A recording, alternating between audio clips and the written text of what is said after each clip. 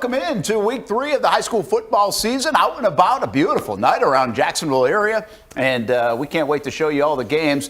We have 4 of them ready to go. Yeah. We've got a game of the week that's in full go mode at actionnewsjacks.com and also on our Action Sports Jacks YouTube channel. We're lighting up the platforms tonight, baby. All over the place. NFL Jags preview show just finished on CBS 47, Fox 30. We got Friday Night Blitz at 11:15 on CBS 47 after the football game on Fox, or is it 10:30 tonight? 10:30. We're regular tonight? Should be. 10:30 on Fox 30. Ish. So that's the TV side. And now we're with you until midnight here on the Volleyball precedes it, and that could go 5 sets. Volleyball's tough for TV. I think they plan to be 3 off. sets and 5 sets is a big difference. Yeah, I think that someone at Providence just said that they DVR'd it. Okay. Because they watch it on Saturday morning. Ah. I told them, you got to watch Friday Night Zone Blitz. You just go to YouTube. You can watch it any time. Yeah. But hey, DVR it, watch it, wherever you want to watch it. That's fun. All right. Well, here we go. Yeah, away we go. Let's go check it out. What did Brian just say to us? We just had a touchdown, or maybe it might have been a 2-point conversion in Reigns and Trinity. I think Reigns had just scored again. Okay. And I have a feeling we're going to go take a peek at the scoreboard here in a second as we keep moving on over. Nice. Okay, so here's the deal, There right? you go, right there. So, Reigns, game of the week. 28-7 on the road at Trinity Christian. They are out front with 5 minutes to go in the second quarter of that one. You can watch that entire game on our Action Sports Jacks YouTube page. You might be on our YouTube page right now watching this. Well, there's a second link. So go to the live segment and go find that second link. That'll have that full game live on there, as well as on actionnewsjacks.com, while we are on actionsportsjacks.com. Unfortunately, there's nothing else on YouTube, just those 2 things. That's it. Tonight. That is it. How about the student section? We got Fletcher and Atlantic Coast. Are these like highlights or First live half action? highlights coming in. Oh, look at that. Olivia Tasley was at that one as well. So we got some first half highlights being fed in. Those will be edited by someone here in just a little short bit. We got halftime at Fleming Island against Oakleaf. Do we have a score there? They are playing football there. Very good. That's all I got for you at the moment. Does it say anything? We could take a look. 17-0 Oakleaf. Oakleaf 17. Okay. Wow. Okay. So we'll keep an eye on that when the second half gets cranked up. Hey, this is called burying the lead. Yes. All right. Bolles, St. Augustine, barn burner late in the first half, 28-21. St. Augustine in the lead. Impressive showing on the road. Yeah, very impressive. And it's funny. The last time these two teams played was 2 years ago at Bolles, and St. Aug won in the last minute. Like, it was a tight game all the way through. Jackets won. Last year they were supposed to play down at Foots Brumley. Got rained out. So they're meeting back up again this year at Bolles. And yeah, as mentioned, tons of offense early. Yellow Jackets with the 28-21 lead still in the first half. So we got plenty of that game to show you, as well as the rest of our great games this evening. That's going to be a really good game. You know, last week the games finished kind of early. Not tonight. We'll be able to take you all the way till about 10:30 in our Friday Night Blitz, probably with some live action. And guess what? We get to also say hello to our coach. The Hall of Famer's back from overseas, the world traveler. That's what you do when you're retired. He now makes his debut for 2025 on the Friday Night Zone Blitz. Hello, Coach Kevin Sullivan. How we doing? Hey, doing well. Better late than never. Yeah, you haven't missed anything yet. We're about getting ready, warmed up. How was the trip? Oh, it was good. Like really good. Really enjoyed it. It was a beautiful country. Ireland, Scotland was pretty cool. London was neat. Liverpool. We got a bunch in. So one of those trips we've been planning for a few years. Got an opportunity to do it. Yeah, good for you. You missed week 2 of the high school football season. You missed Marty Lee Field being commemorated. You missed Florida State beating Alabama. I mean, you got to get better timing, Coach. Yeah, we couldn't get any American football on over there. It was wild. we have experienced that a time or two, yes. Yeah, you've been there. You've done that. Mm-hmm. By the way, happy birthday to Marty Lee, who filled in admirably he did great. Last week here on the show for you. But fortunately for you, Sully, we didn't fire you. Nice. One more year, survived another cut. Well, we had the graphic made and everything. We didn't want to have to keep making new graphics for new guys. So we got, we're sticking with that one. The price is right, Coach. What you take so far in the early part of the season, obviously we've got some, big time matchups. We're interested to see if we get good games. And right now we've got a good game between Bolles and St. Augustine, but there's a lineup that we're going to peek in on all day. I mean, the matchups that we have tonight are traditionally some really good matchups. Yeah, most definitely. Of course, Bolles and St. Augustine 2 years ago was a tremendous game.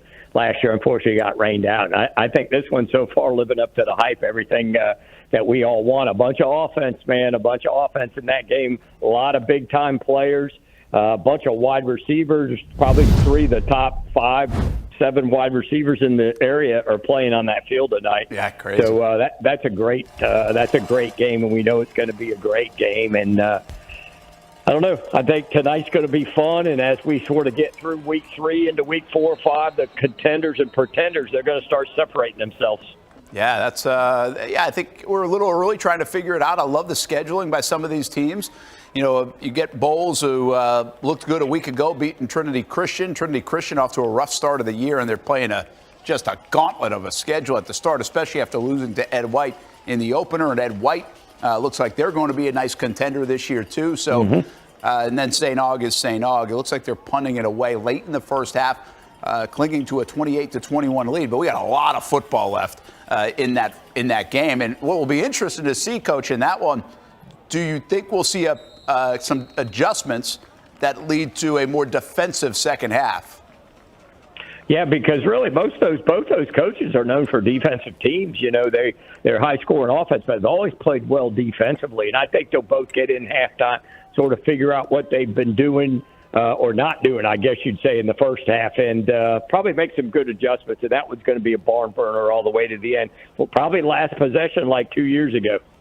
Yeah, I think we had Coach Braddock on after the win last week against Menendez, and I believe, if I remember correctly, he was telling me just how revamped their defense is this year in terms of just not a lot of guys that had played.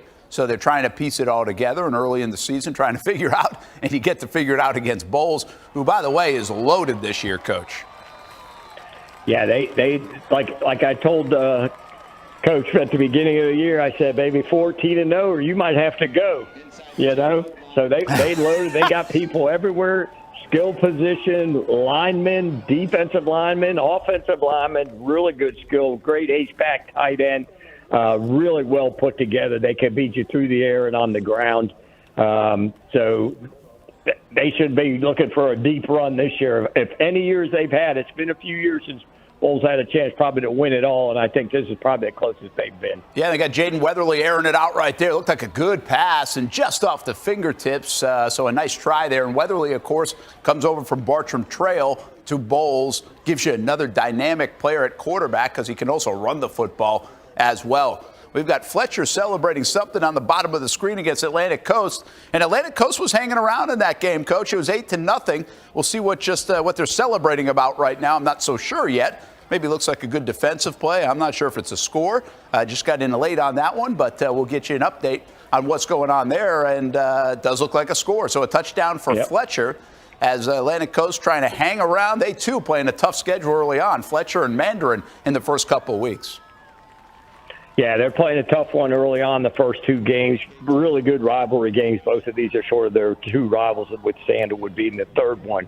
They've had a sort of tough going as far as competing. Last week sort of got away from him. They were sort of in the game a little bit early, and it sort of got away from him in a hurry. And, you got to just have the kids keep playing and keep fighting, until something breaks their way. Well, that's a nice start to the second half for Fletcher. I know it says quarter 1, but I believe that's in the third quarter now. For Fletcher, and they lead it early in the third, 15-0 over at Atlantic Coast. Now in your top left, you're getting our game of the week. That's Rains and Trinity. And how about that, Coach? We're doing our game of the week live. You can catch the whole thing on actionnewsjacks.com right now or on our YouTube channel. You can also see both of these shows on our YouTube channel and actionsportsjacks.com as well. So really kind of one-stop shop. But Noah Schlicksup and Brody McGuff on the call. Let's we can listen into this or no, Brian? Yeah, I don't think we can listen. We can? All right. Yeah, let's listen in a little bit. They got the first down and a little bit more.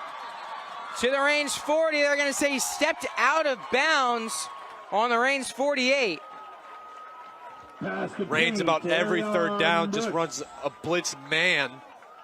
And right there, Conquerors had an answer for it. Just a quick out to the right side. Arion Brookins, the receiver. Great play by him. He ducked under the tackler, got a few extra yards. If he didn't do that, he probably would have been tackled before the sticks. Good play by that young man. at the 48-yard line.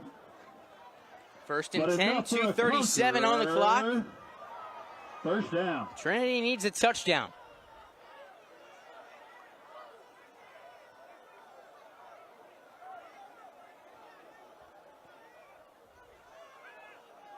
Dallas gets it out quickly. Little 5-yard out route. All right, so that's Noah Schlitzup and Brody done, McGuff on the call there as Trinity crosses midfield. They're looking for a score before half. You saw the scoreboard. Nice job by Cush. Cush Cam is out there for us, showing us the scoreboard. 28-7 is the score right now in that football game. Raines is leading. Trinity in danger of going to 0-3, Coach. Meanwhile, Raines looks as good as advertised so far. Yeah, Raines is very explosive and everything. Big up front, big across the front. Really explosive. And, you know, we figured they'd have a pretty good opportunity with T.J. Cole playing quarterback. They're going to have a chance pretty much every game they play with him as explosive and the weapons that he can throw to. They've done a nice job. Trinity down a little bit last year, started sort of the same way as they started, but they sort of put it together a little bit later on in the year. Again, 2 back-to-back uncharacteristic, maybe a possibility of 0-3 starts for them. Yeah. Oh, nice. Oh, I thought. Pretty wild. That was almost a nice play, right? Nice catch. Yeah. It's a good ball. It just missed it. Looks like it got a little shaken up as well. Let's take, Bolles is in a timeout, so we'll stay in this 3-box here, guys. But then we want to look at Bolles. They had a big play. There's under 20 seconds to go in the first half, so they're now in striking distance, down 28-21. We'll see if they can get in the end zone or maybe kick a field goal before half, and we're in for a lot of fun over the next couple hours to watch the finish of that game here on the Action Sports Shacks 24/7 network. Nice play down there by Atlantic Coast as they get cooking a little bit here in the third quarter and try to respond to Fletcher, who has a 15-0 lead.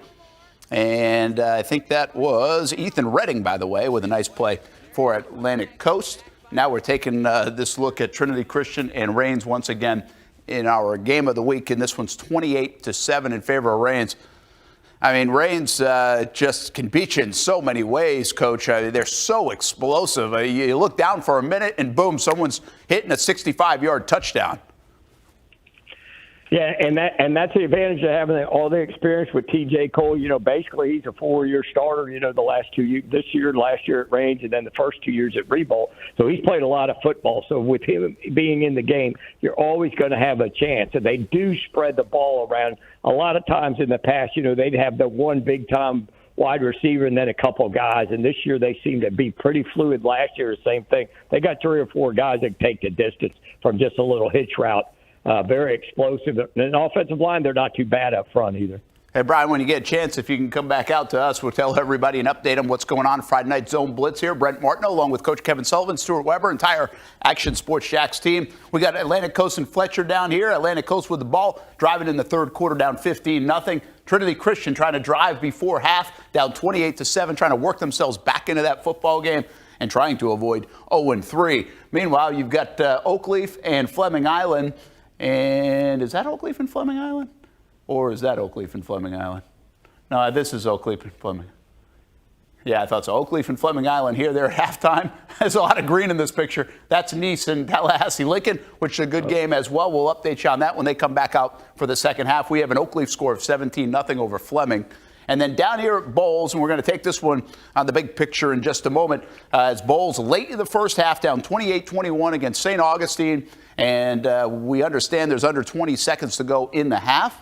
And Bolles obviously knocking on the door for at least a field goal to cut into this lead. They were down 28-14 a short time ago.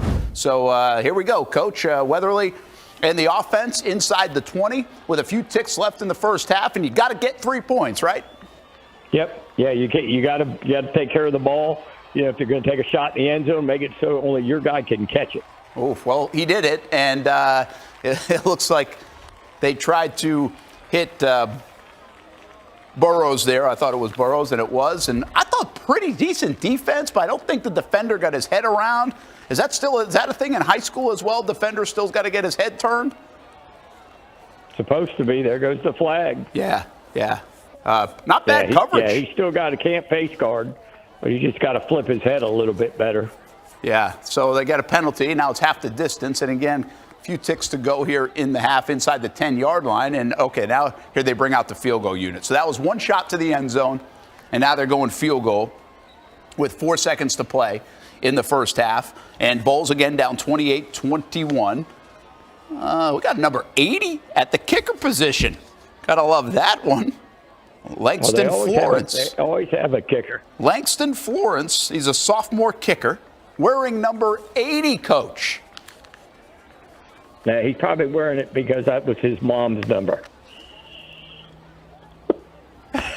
Back when she was playing volleyball. Is that the deal?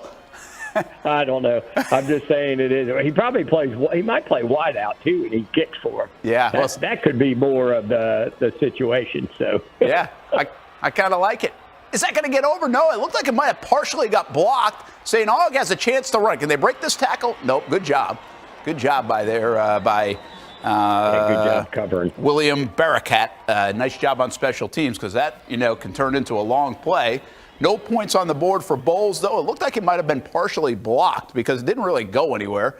And we've got a 28-21 game going to halftime, even though there's a flag on the field. I think that's the way it's going to be. Meanwhile, speaking of going to halftime, it looks like Raines is fired up as they're going to go into the half, up 28-7. What did I miss? I must have missed something because they're all jacked up. They're at Trinity Christian on the Raines Vikings sideline. They're up 28-7 late in the first half.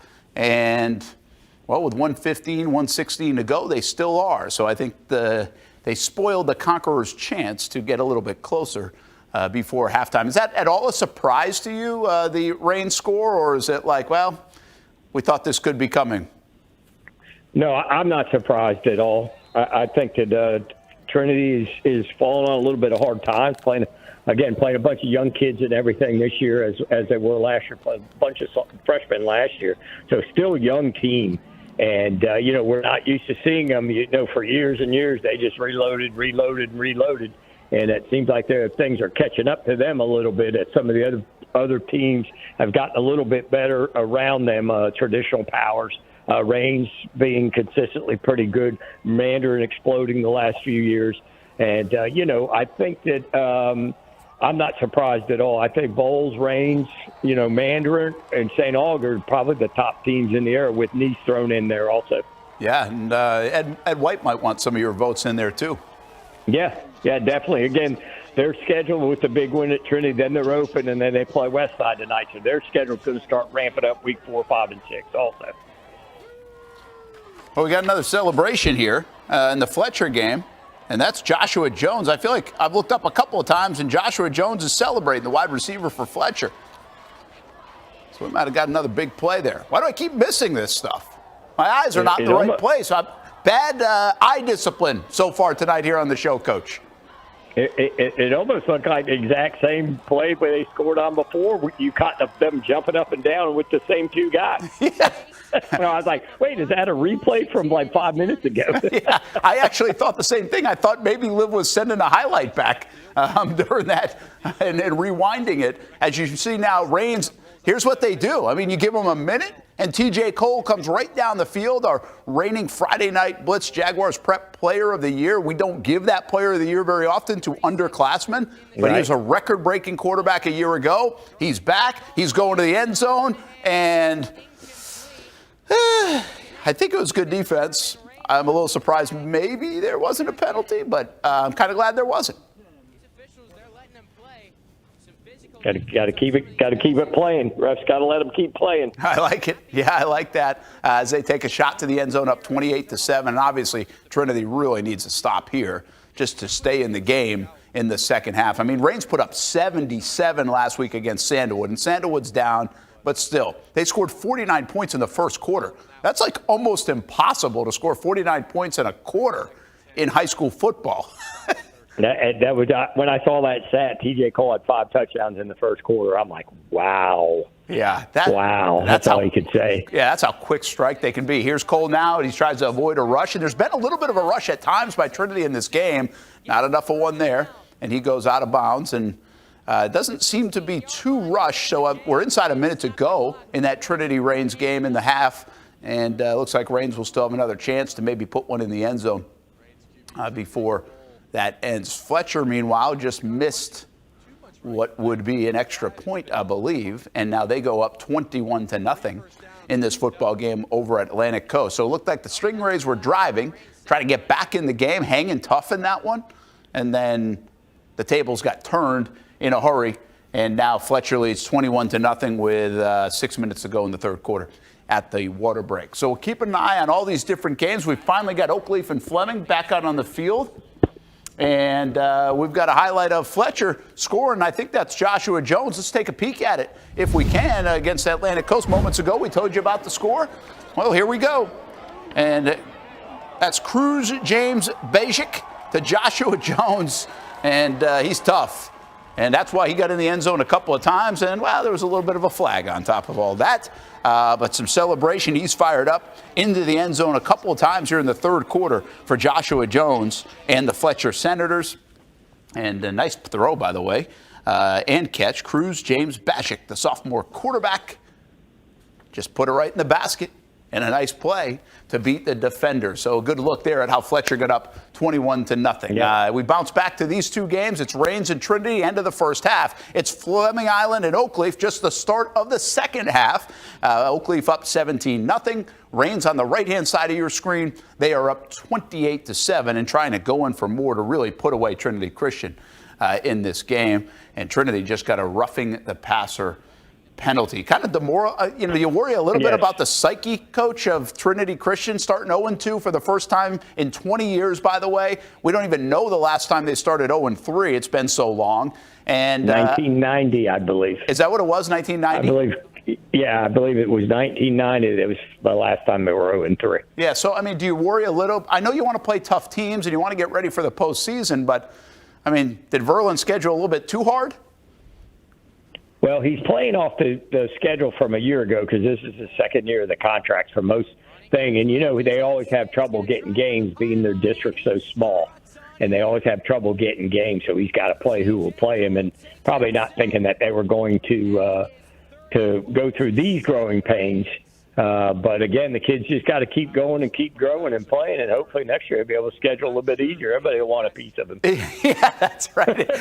TJ Cole, by the way, just walked into the end zone. That was an interesting play. First of all, it shows the mobility of Cole. He's very good at throwing. He can run the football, too. And Trinity had a little bit of pressure, but they ran into each other. They're in the backfield, and then you just got to beat a big fella down the 5-yard line, and Cole was able to do that. So it's now 34-7, possibly 35-7 coming up, and we're looking at maybe a blowout in our game of the week. Yeah. Again, these are really it's hard to not make that our game of the week, Coach. It's Rains and Trinity Christian, but yet we all kind of knew, hey, this could get ugly early. Well, I mean, I think all the games tonight have the ability to be close or to be blowouts. Yeah. With the exception of probably Bolles and St. Augustine. I mean, because you're not quite sure, both Oakleaf and Fleming, very good teams. Oakleaf coming back, very good team on paper. Fleming, good team on paper with the ability to play. So you've got an opportunity here for both these teams to be close or blow out. Range, Trinity, the same thing, and it's sort of just unfolding that way. Yeah, that's a good point. I think it's just hard to tell. We got even Fleming, we were kind of debating which teams to go with here tonight, and I thought Fleming, Oakleaf, that's a pretty easy one to go pick. It's a good rivalry game, but honestly, I didn't know exactly about either team. I mean, Oakleaf beat Riverside 23-14. Fleming beat Riverside last week, so they kind of had a common opponent there, and just not sure exactly what to expect out of Fleming under Coach McPherson. Kind of know a little bit more with Coach Foy at Oakleaf at this stage of what to expect. Yeah, definitely. And, this is a pretty good rival. They've played a bunch over the years and everything, and I believe Oakleaf's won the last 3, if I'm not mistaken. And I might be wrong on that. It might be Fleming that won the last 3. But again, going into this game, I think both these teams are very well coached on both sides of the ball. And I think that one was going to be a lot closer. And hopefully Fleming gets something going that makes it a little bit better game.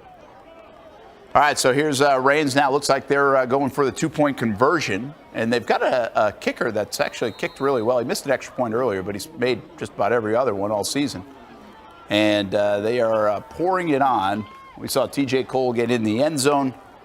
And now Reigns with Troy Butler, who's, by the way, a defensive end. I think that's number 9 there. Taking it in on a 2-point conversion. He's a big fella. Would be tough to stop. Top left of your screen, it's Fleming Island, Oakleaf. Fleming Island in the beginning of the second half, and they going nowhere because Oakleaf's defensive front was right there. No chance for Fleming Island on that play, thanks to the defense and rush of Mason Thomas, the junior defensive lineman, in there in a hurry. And Fleming Island backed up with the sack by Oakleaf. How good is your buddy Coach Foy's team at Oakleaf this year, do you think?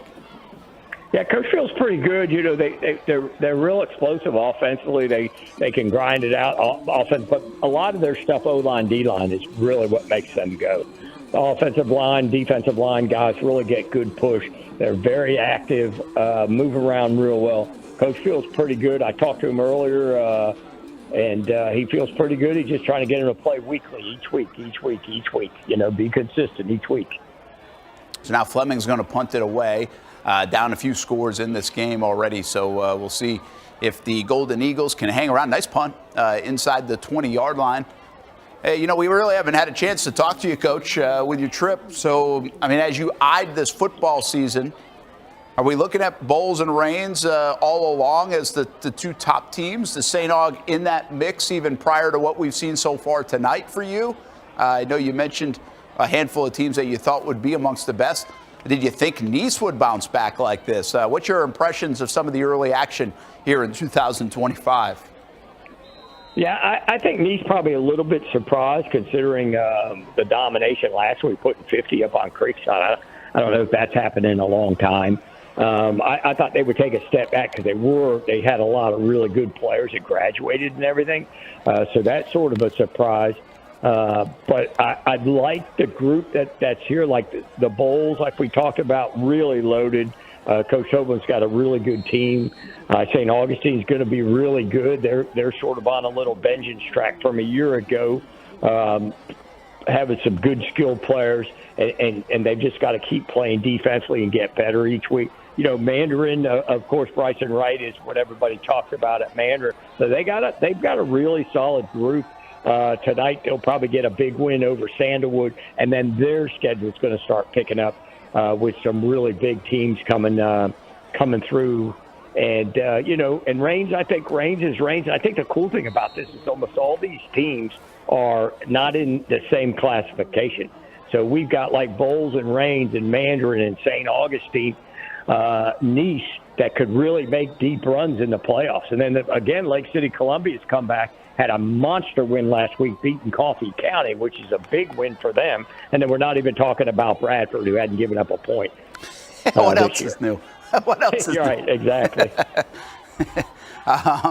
Yeah, it's pretty incredible what they've been able to do, too. We don't want to sleep on them. By the way, Ponte Vedra out of Baker County, we'll end up showing some of those highlights. Marcel Robinson is there, and they were up 21-0 Ponte Vedra. You mentioned Nease. I was like a surprise the way it was so lopsided in the first half. But ever since then, how about the response from Ponte Vedra? The 2 quarters they played against Nease, last week they blow out Bartram, and they're going to McClenny and putting a whooping right now, it looks like, on Baker County. Yeah, and Coach Price, you know, he does such a good job with those kids and getting ready week in and week out. You know, that the beginning of that Nease game just sort of didn't go their way, and then they sort of got back going. And then last week, what they did, and you know, 3V's one of those teams. You know, that St. Johns County football, any of those teams are going to give you fits because they're all well coached. They play real hard, the kids, and they're never out of the game. So, again, I think that's a tribute to what's going on down there in St. John's football. But, yeah, I think all those teams are good players. They all got to play each other. They get better week in, week out. All right, so we tried a little something different. We were thinking about our 5th game and who we were going to have in the Friday Night Zone Blitz. We like to have 5 games where we show live action. We got our game of the week, of course. That's Reigns Trinity Christian. We're at Fleming Island, Oakleaf. We've got Fletcher, Atlantic Coast, Bolles, St. Augustine, still waiting for the second half there. And then so we add Nease and Tallahassee Lincoln. And Nease is off to a really nice start in the season, as coaches referenced. Tallahassee Lincoln off to a nice start as well. I think their most recent win against Madison County. Yeah. And so we think this is going to be a pretty good game. Now, here's the problem. I don't know what the heck the score is of this one yet, Coach. So I got to find that out, and hopefully we will as we start basically the second half of this Really? It's 28-3 Nease? Wow. Sully. Wait, is that Beast Lincoln is 28-3? 28-3. Nease is in the lead. Oh, okay. Well, that sort of changes our thinking. Yeah. Hey, we were really debating which game to go to. Now, Nease in the lead, right? 28-3. And let's actually, well, we won't do it. Let's watch a little of this game, and then I'll take you to the scoreboard in a moment. Let's stay here with this Nease game. Tallahassee Lincoln, by the way, has the ball. Nease on defense. And, wow, that's impressive. I mean, gosh, I'm trying to digest that a little bit. I tell you what, Sully, I mean, the job Colin Drass has done is just incredible, isn't it? Yeah. Again, I have to go back to like his first year. We had him against Banner in the first year. I think Carson Beck was a senior maybe, and I think they went like 1-9 or 2-8. But they were like his system was being put in, and you could see like football wise, he was a football coach. Well, and so. What he's been able to do, especially the last couple of years, consistently, guys change, different changes, different.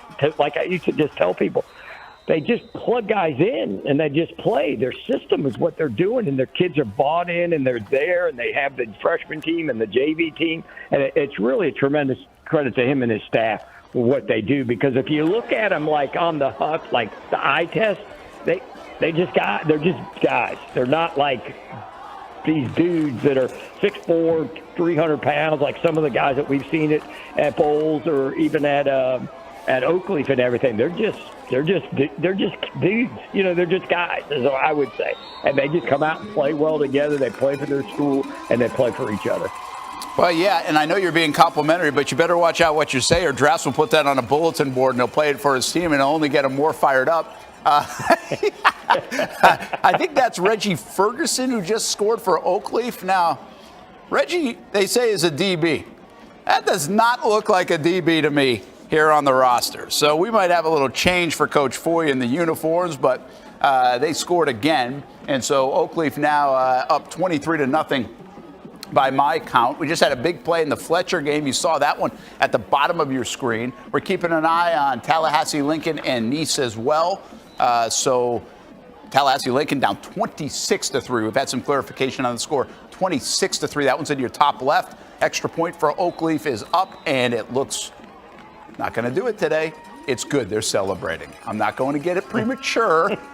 They're celebrating. So 24-0 is the score. Oakleaf over Fleming. And then we have the bottom part of your screen. Fletcher starting to take over this game, which I guess isn't too surprising, Coach, as they throw the screenplay. Nice job by Atlantic Coast on defense there. Let me give a little shout out to number 7, Jordan Clark. He was all over that screenplay. But Fletcher, do you know how good they're going to be? Do we have a good feel? They know how to win games out at the beach. Yeah, and I think he feels pretty good. Coach Faison's done a really nice job as far as what he's done with his kids and his program, and he's sort of trying to build a program, and they're consistent. Last year, they were a little bit down, didn't go as deep in the playoff, got in the playoffs, didn't go as deep, but I think he feels really good about his team and about his kids. Yeah, I remember having him at High School Media Day, Baker Sports High School Media Day, and he thinks it was the best team he's got so far in his 5-year tenure there.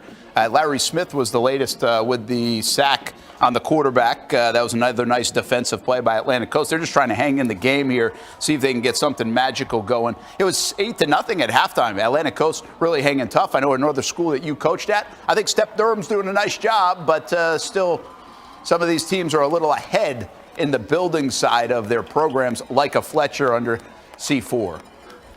Yeah, and I think you're right. I mean, the kids are still playing hard. I mean, they're down 2 or 3 scores now, but they're still getting after it, still playing hard. And so, that's what you want your kids to do, not give up and just get after it. Just keep playing and keep playing.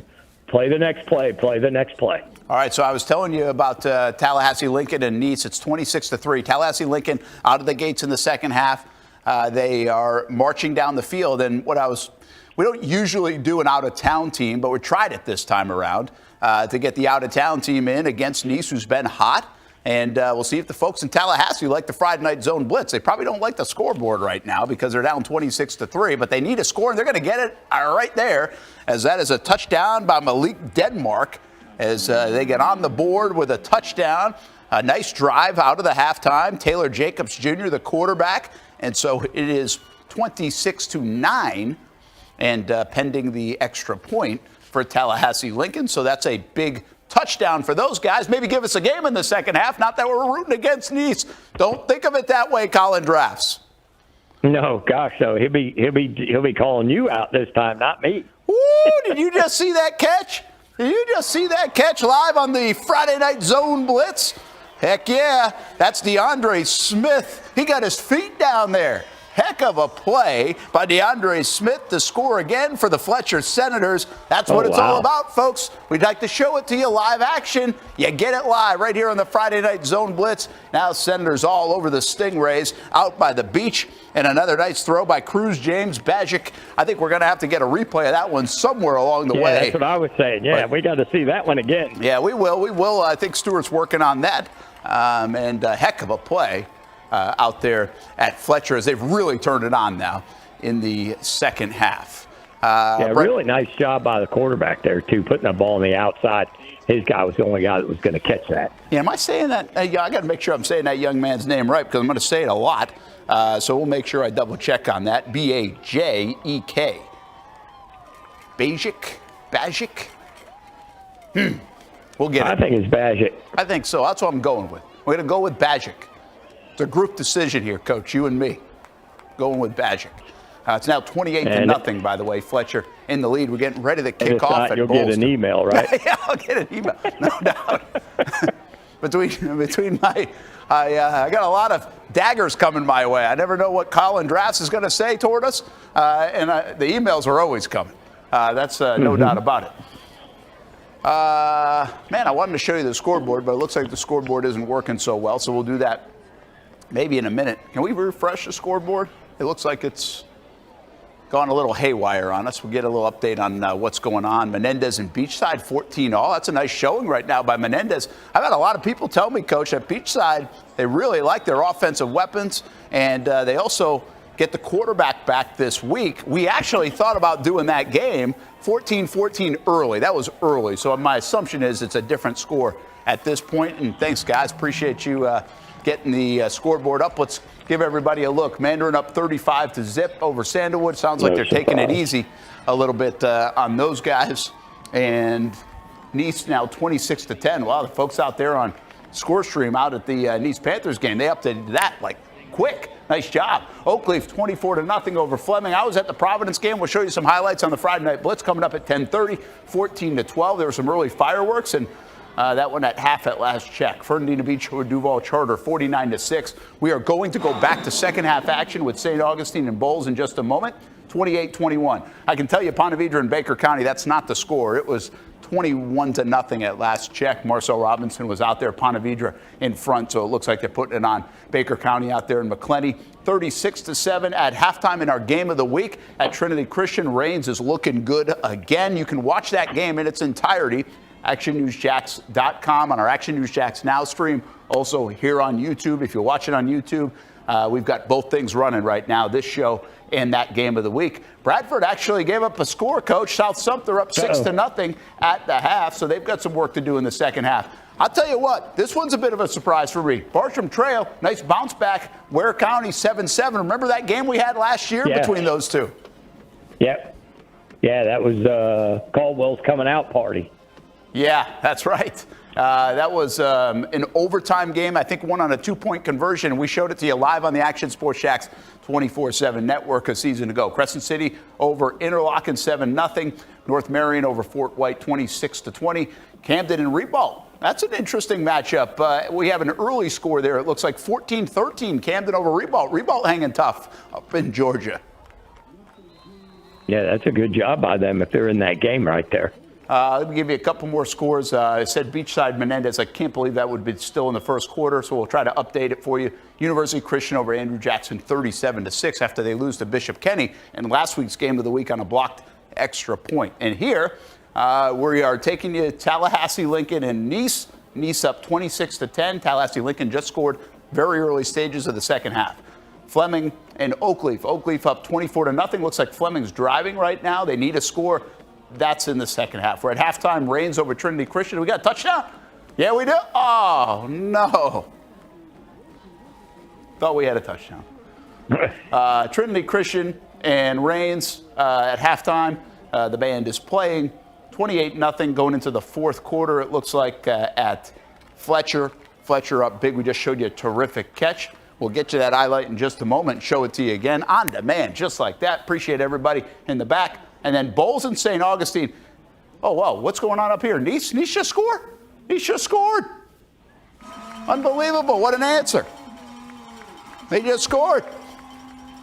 All right, let me get my cheat sheet out here. And that's Braden Felder, who's having himself an early start to the year. That's fantastic. Braden Felder just scored. What a quick answer, Coach. That's what makes them so good. They're potent on offense. You come back, you have a nice drive to your Tallahassee Lincoln, and then you give up one just like that in the blink of an eye. Yeah, I mean, they come back, they answer, and, they run the offense, and they throw the open guy. I mean, it's pretty simple what they do, but they do a really good job, man. Their kids are fired up, and I love it, and they play for each other. Well, and then how about this set we got coming out of the extra point? Okay, we're going to come back to the line of scrimmage. He's got a bag of tricks, doesn't he, Collinger has? He likes to use them all. And right now trying to make it 33-10. It's just really impressive. As we were talking about Coach Drafts a while ago, I mean, what they've been able to do with the program and the system they have and the offensive plays he calls. Really good. Of course, he's a good quarterback in his own right. Let's take it to Bolles St. Augustine, if you don't mind, Brian. And we've got a couple whistles in a row, but Bolles down 28-21, Coach. And this is early stages of the third quarter. So looks like Bolles starting to get a little momentum in this game because they're driving. Once again, they missed a field goal late in the first half, but they're definitely moving the ball on St. Aug. Yeah, most definitely. I think they had a big gainer that just got called back. Oh. Yeah, I think they had a play down lower, down like inside the 10. I think they had a penalty that marched them back. Yeah, that's what I'm saying. But yeah, this is, again, we talked about adjustments at halftime and everything, and what's working offensively, you keep doing what you're doing, and St. Augustine's got to respond defensively a little bit, try to get a stop like they did at the half. All right, so here we go. Let's take a look. Jaden Weatherly at quarterback for Bolles, down a touchdown. Again, early second half action. And that one falls incomplete. Bolles made a critical mistake in the first half because I saw a highlight of it that they had the ball inside the 10. They fumbled. I think it was inside the 5. They actually went for a pass play. Weatherly got caught and fumbled the football. St. Aug recovered. So right now in a one-score game, that looms as a very big play. But we have a ton of time left. And we're going to show this thing to you in its entirety throughout the rest of the night here in the Friday Night Zone Blitz. Brent Martineau, Kevin Sullivan, Stuart Weber, our Action Sports Shacks 24/7 team all over the place here on this week 3 of Friday Night Football on a beautiful night in Jacksonville, Florida, which is nice. Always good for that. A little coolness in there. Yeah, a little bit. Oh, what a big hit by St. Aug. And his Burrow's okay. The Clemson commit gets popped. And now we just keep an eye on Naeem Burrows because he's a tremendous player. As you mentioned, Coach, some big-time receivers in this game, and you certainly don't want to see that, as that was a monster hit from Brandon Whitfield Jr., the corner, a sophomore for St. Augustine, playing some physical football. Boy, I hope he's okay. That's a pretty good hit right there now. Hope he gets up, moves around. Oh, we got some fireworks here in the Friday Night Zone Blitz. Now we keep an eye on Naeem Burrows. Again, one of the big-time prospects here in the area. Clemson commit. And they've got 4 Power 4 guys that are on that roster right now, and more to come. By the way, on that Bolles team, they aren't committed yet. They might even, the Giddo kid might be the best one of them all, quite frankly, or at least he's the number 9 ranked kid in the entire 2026 class. He's just not committed yet, but he's all over I think Florida State this weekend. He was at Clemson last weekend. He's a highly recruited young man. Big old young man, too. Big old boy. Yeah, he is strong. That's the weight room stuff on him is pretty impressive. for sure. All right, let's see. I can tell you this, and it looks like Naeem Burrows walked off the field. Okay, good. So that is good. Maybe getting wind knocked out of him or being looked at a little bit, but he's in good hands down there, and so it's good to see him walk off the field. At least we got that for the spectacular receiver for Bolles. Keep an eye on it. That was a 4th down play, so that was a huge hit to break that up. And now St. Augustine gets the ball back. And in a game like this, Coach, I wonder what you're thinking as, Brian Braddock. Bolles is Bolles. The fourth quarter against Bolles is always tricky. Now, you got a great football program, too. You know how to win and close things out. But getting that 2-score advantage, this feels like a critical drive for St. Augustine if they're going to win this football game. You want to take back the momentum and stay 2 scores ahead. Yeah, definitely want to run the offense, want to keep going, and want to eat it clock. Bolles is going to come back. They've been able to move the ball between the 20s and solve, and that's what they've got to keep doing. They've got to keep playing and try to get points when they can and not be in a big hurry. Well, we're going to keep an eye on this one. And, again, 28-21 our score. This is one of the monster matchups of the day. Hey, Brad, do me a favor and let me know when my mic is off for a minute because I can cough. It can score at will, too. And Bolles looks like they're playing really, really loose on their wide receivers, respecting those skill guys' ability to take it. So they're just taking the quick hitches and getting 6, 7, 8, 10 at a time. Meanwhile, that top right, you see Oakleaf looks like they're driving again. And did Fleming end up scoring? Let's see if I can check. No, I don't think so. They didn't score? Oakleaf scored again. Yeah, they dropped that ball in the end zone. There was a lot of action going on for a bit. Look at this for a play by St. Augustine down that bottom left, weaving in and out. It looked like a cool run. I don't think it gained too much, but it was a nice, nifty little run after the catch. As you're seeing a 4-box of all the games that we've got live right now, 5th game that we're showing you, Trinity Christian and Reigns. That's our Action Sports Jacks game of the week. That is at halftime right now as we enter the 9 o'clock hour. And, hey, might be time to take a break. How about that? Take a little break? Oh, well, no, Brian, good call. Let's go to Oakleaf, make sure we see if they score inside the red zone first, then we'll take a break. We do what we want around here.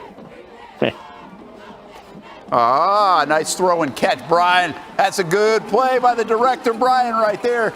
He saw that one coming. He knew it was coming. And what do we got? That's Trace Burney. Across the middle. That's good to throw it to him, isn't it? Yes, sir. That's really good to throw to him. Nice job there. Good job by the quarterback, moving his feet, getting enough to buy a little time and putting it right on him. That's a nice job right there. Good pass play. That one's going to be a TikTok running clock here soon. Yeah, I think so. Oakleaf, this is impressive. I'm impressed with what Oakleaf's doing. Obviously, Tom McPherson on the other side. Can't be too happy tonight. But I do think Fleming's in good hands there. That was a nice pivot by then after Chipoletti left. And Tom pretty well, and he's been around this area a long time. So Fleming will be in good hands. But I think this is a really good-looking win by Oakleaf. Look like they're getting better each and every week, which from a coaching standpoint, I'm sure you love.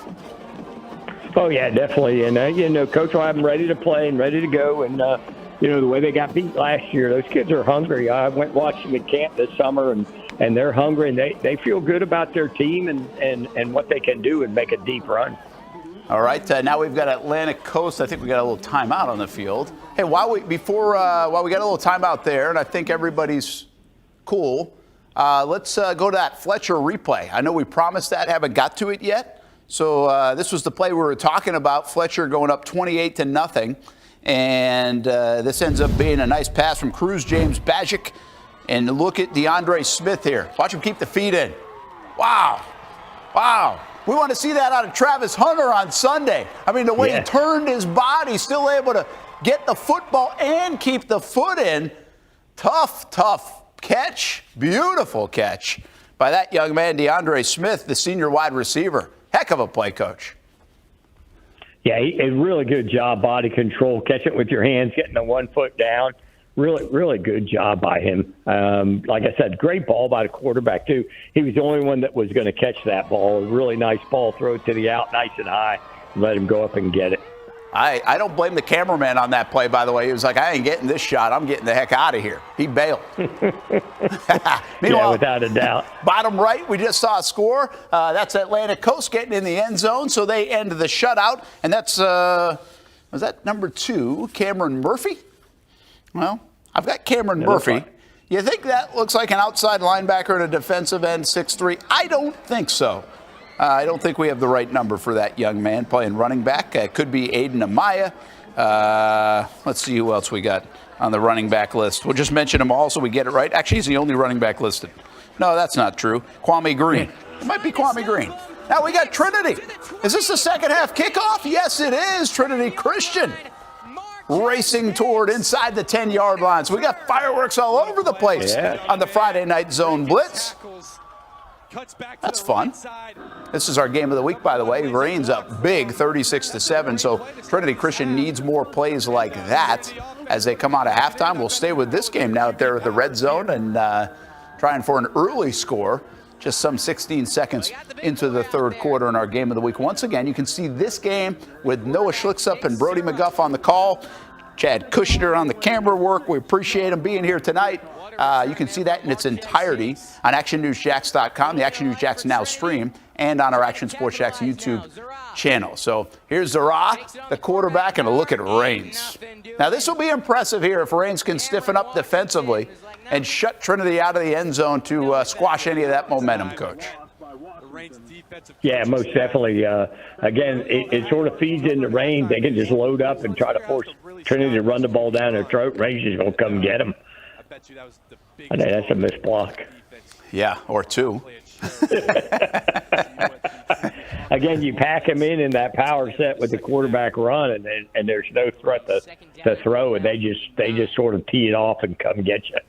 All right, so let's stay with Trinity. Let's listen in to Noah Schlicksup and Brody McGuff, see if they get a touchdown call here.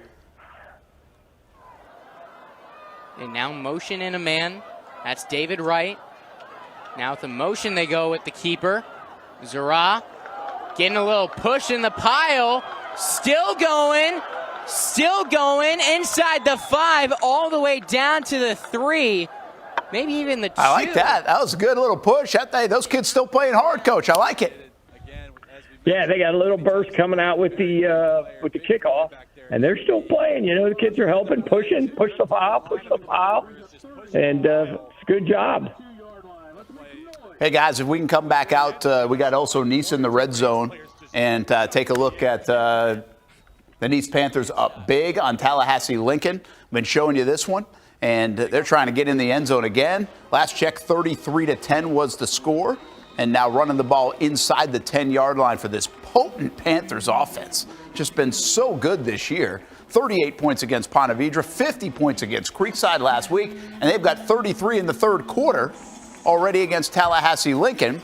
As you see Trinity make a play, and now a nice return by Fletcher. Is this Smith again? I think it is. Cross midfield and to the 30-yard line. We got a lot of good plays happening all at once around the area as Fletcher leads big 28-6 over Atlantic Coast. Atlantic Coast just scored. Well, they almost just gave up a score. Let's take you back out to Nease at the top left. Probably a second down play. And a nice tackle by Tallahassee Lincoln at the 5-yard line. So they are threatening the score and go up 40-10 in that game. And that is impressive. Yeah, it really is. Again, this is a good Tallahassee Lincoln team. I know Coach Drafts, when we talked to him last week, he was impressed with those guys coming off the early start of the season. And so we're more impressed and continue to be impressed with Nease and what they're able to do. That middle top screen, by the way, is Fleming Island Oakleaf. Oakleaf's up big. On the far right, top screen, is Rains and Trinity Christian. Early second half, Trinity Christian, big kickoff return. Now they're trying to cash in. And maybe we take that one live. Yes, you did, Brian. Thank you. Appreciate it. Here's Trinity. I think this is third down. They've been denied a couple of times. Might even be fourth down. Let's see what happens. Oh, they got him. Yeah. Oh, my goodness. Touchdown in his hands. And it was dropped by Chris Grissett. Yeah, he's got to make that catch. Yeah, Help his team tough. on his quarterback. I hate that. I hate watching that. I mean, you just want them to make those kind of plays. That's too easy of a play. But that kind of night so far, that kind of start to the season for Trinity Christian as they don't make that play. Bottom right, nice catch by Fletcher. They turn the corner a little bit and looking to get into the end zone once again, up 28-6. They lead big right now over Atlantic Coast. That's Solomon Pinckney, by the way, with some good hands on the bottom right of your screen. Meanwhile, we go back to the bottom left of your screen, and that's Bolles St. Augustine. And I believe it's still 28-21. Yes, it is. And Bolles got the ball back. Every time we look up, Bolles is threatening the score again, and here they are. This time they might do it. Yeah, they've done a good job, like I said, between the 20s, and they get down inside the 20, and they've sort of slow it down and struggle a little bit getting it done. It sort of shortens the field, helps the defense. Well, that's Xander Edwards getting in, and he scores from about 22 yards out. And a big sophomore back for the Bolles school. And that's another touchdown, and we're about to be tied up there at Bolles between Bolles and St. Augustine, and I feel like we're just getting started in that game. Meanwhile, Fletcher just scored again. Nice bounce back for them. That's Jamari Jennings, and he gets in to add another score and make it 35-6 now in favor of Fletcher in the game out there by the beach. What do we have going on here in the Trinity Christian game, where we've got our officials talking to some folks in the end zone there? Yeah. Never like to see that. They've been encroaching on the end line, and he's pushed them back a few times, and you got to be able to step back and stay and listen to the official and stuff, especially the fans. Yeah, so hopefully we have nothing materializing too much, but obviously the officials thought it was necessary to say something. As we're all tied up now, bottom left with Bolles and St. Augustine at 28 apiece, and there you can see it 5 minutes to go in the third quarter. I mean, we've got a lot of football in that game. Bottom right, that one's about over, 35-6. I believe they're actually in the fourth quarter now with 7:55 to go, so that one's about over. Middle, top, that's Oakleaf and Fleming Island, and it's been all Oakleaf tonight. Even here in the second half, they were up 17-0 at halftime. Now they're really pouring it on with some big plays. Top left, Nease, as that game, it looks like it's been stymied or halted for a little bit. I don't know what the issue is there. They're holding play, but that game is all Nease, and they're trying to go in again and get another score to put a 40-point outburst on that scoreboard there at Nease High School in St. Johns County. So maybe we go back to there, Brian. Top left, Nease and Tallahassee Lincoln. They got action all over the place as we hit the 9 o'clock hour. Love it. Bring the Blitz. Oh, nice play. Nice job to get out of trouble there by Nease High School, and they continue to get it done. That's Aiden Pfeiffer, who's been so impressive. We had him on the Blitz Breakdown show with the guys a couple weeks ago. Him and his cousin, outstanding in that Ponte Vedra game. Pfeiffer's come in as a sophomore quarterback, and he's done a terrific job running this Colin Draft's offense. Good sign of elusiveness on that play, because I thought Tallahassee Lincoln had a call on that could get to the quarterback. Instead, he makes it a positive gain, and now Nease inside the 5-yard line on second down. Yeah, just really poised in the pocket, really poised, doesn't panic, and just takes off and does what he can do, get it down inside the 5. Shout out to Jackson Mitchell there for Tallahassee Lincoln. That's a heck of a play on what would be a completion, and it goes for, a loss of 5 yards. He was all over that play. That's a tough one to read, and he delivered. Now puts Nease in a third down situation inside the 10-yard line in the second half of this game. Looks like we got a timeout on the field. All right, let's see. Do we have anybody about to score? Let me make sure we don't miss anything. As St. Aug has the ball back, tied up 28-28. Trinity Christian, the delay still continues in that Reigns Trinity Christian game. So we'll keep our eye on that as they attend to what seemed like a fan situation as the officials were over there, and now it looks like school administrators might be over there. So the play has at least halted for now as they take care of whatever is going on right now out there. So hopefully nothing too major. Don't make the news. We don't want high school football. No. We don't want high school football games to make the news, right? Probably you probably always said that as a former AD, Coach Sully. Yes, definitely. We don't want to ever make the news. All right, we're going to get back into play here, though, it looks like.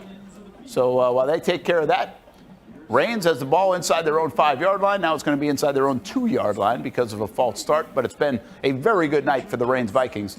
They lead 36-7 over Trinity Christian. So Trinity Christian, despite that good kickoff return, 4 downs, they drop a pass in the end zone, and got a feeling we know how that one's going to end for Reigns. Meanwhile, 33-10 to start the fourth quarter for Nease as they are putting it on Tallahassee Lincoln, a game we thought could be a lot closer.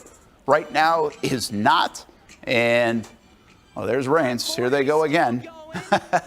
They got off their own doorstep in a hurry with a big explosive play. And they've been doing that all night to Trinity Christian. All right, what do I want to keep an eye on here? All of them? Good idea, Brian. Top left corner, we've got Nease again. We'll make another effort at Nease, trying to go in and get to that 40th point as they're already up 33-10. And here's Pfeiffer on third down. Oh, he's got a receiver. Now can you fight your way in the end zone? I think he did. What number is that? 13? I think it is. That's Nathan Severt. That was a good effort. Really nice effort to get in the end zone by Nathan there. And he's a senior wide receiver for Nease High School. They're now up 39-10, about to kick an extra point, run that clock, and get another win to go to 3-0 on this season. All right, Yeah. Well, here goes St. Augustine now. Every time I'm trying to go to break, we got another highlight. I don't want to miss anything. I don't want to miss a thing here tonight. Let's do this anyway. Well, now let's stay in St. Aug. Let's stay. Yeah, I know. We can show the game. We won't miss any of the action, but I want to see it live, Brian. So Wow. Let's stay with St. Aug here. 28-28 inside the 30-yard line.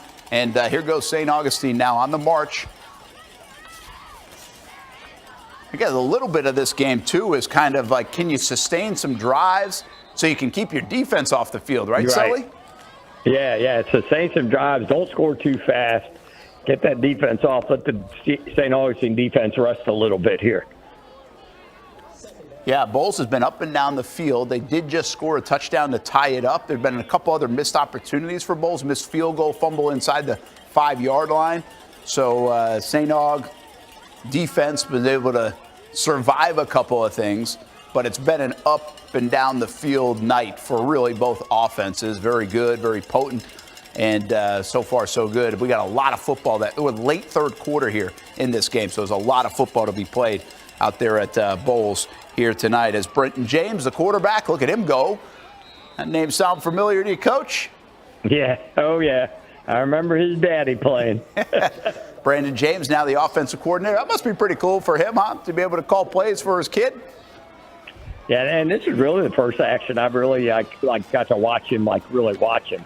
And I'll tell you what, he's impressed me. He moves well, he runs well, he's got good command of what he's doing. He throws a nice ball, and he's only going to get better. I believe he's a sophomore, right? He's actually a junior. Junior, Yeah. okay. He's junior. He's a big kid, 6'4", big frame to put on even more weight. His dad's not that big.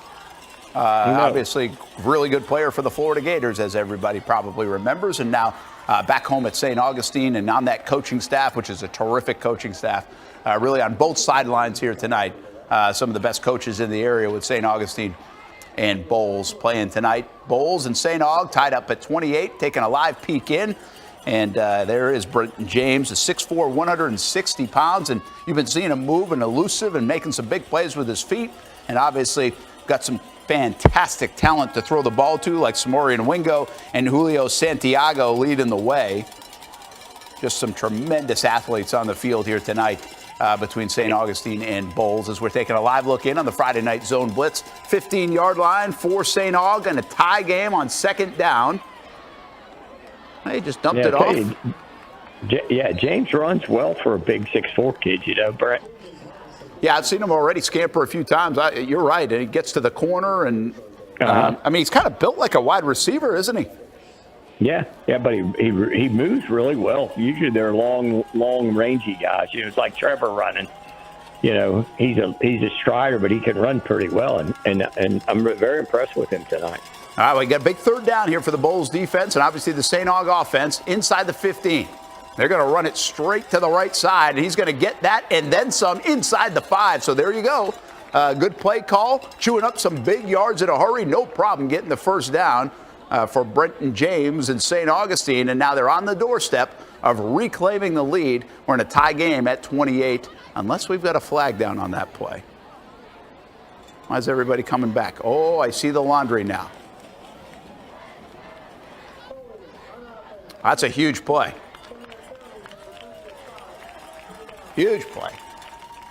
Negates in first and goal at the 2-yard line, and now you're going to have it back at the 22 and a third down and 14, it looks like. Now you got to consider just, getting in a good spot to maybe get 3 points out of it, pending the field goal situation.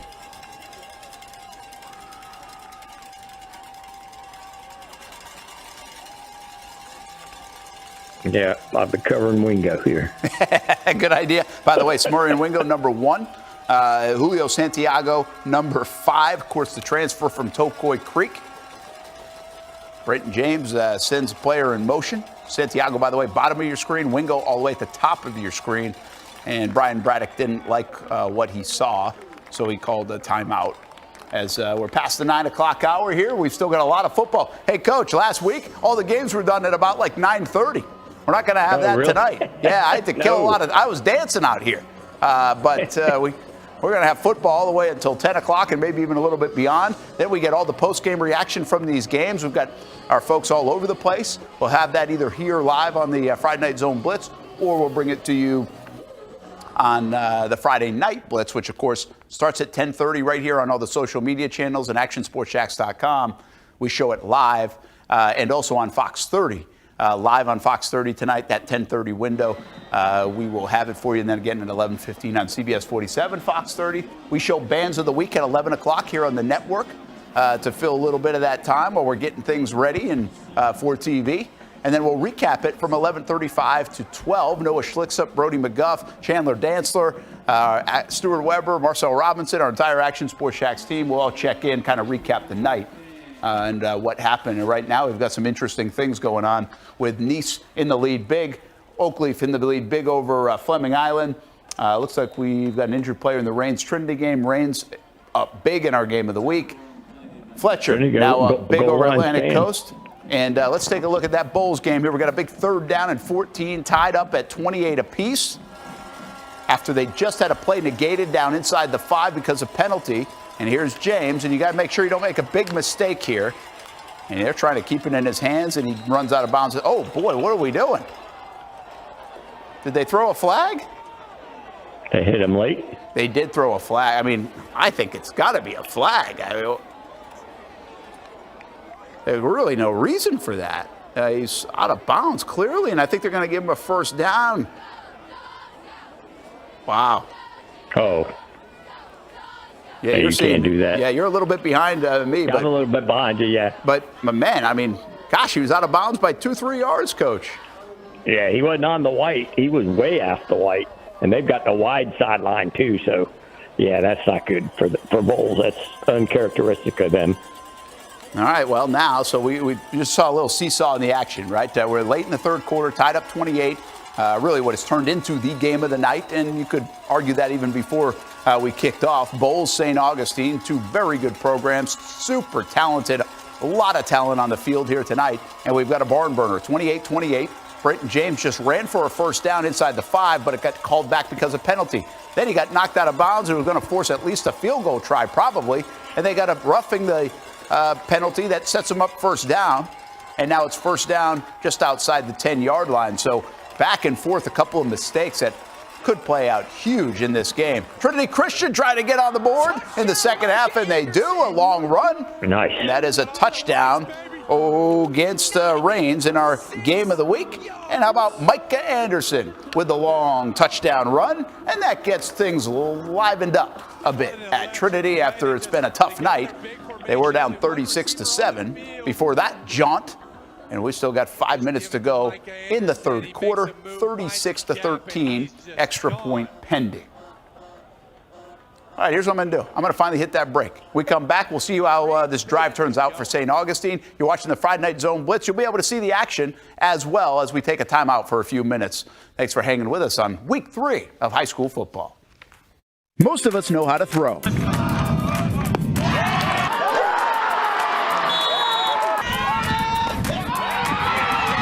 But you need to know what to throw. I'm not talking about footballs, baseballs, softballs. We're talking about those items you need to recycle. Republic Services explains it easy. Recycling simplified. 1. Know what to throw. When in doubt, throw it out.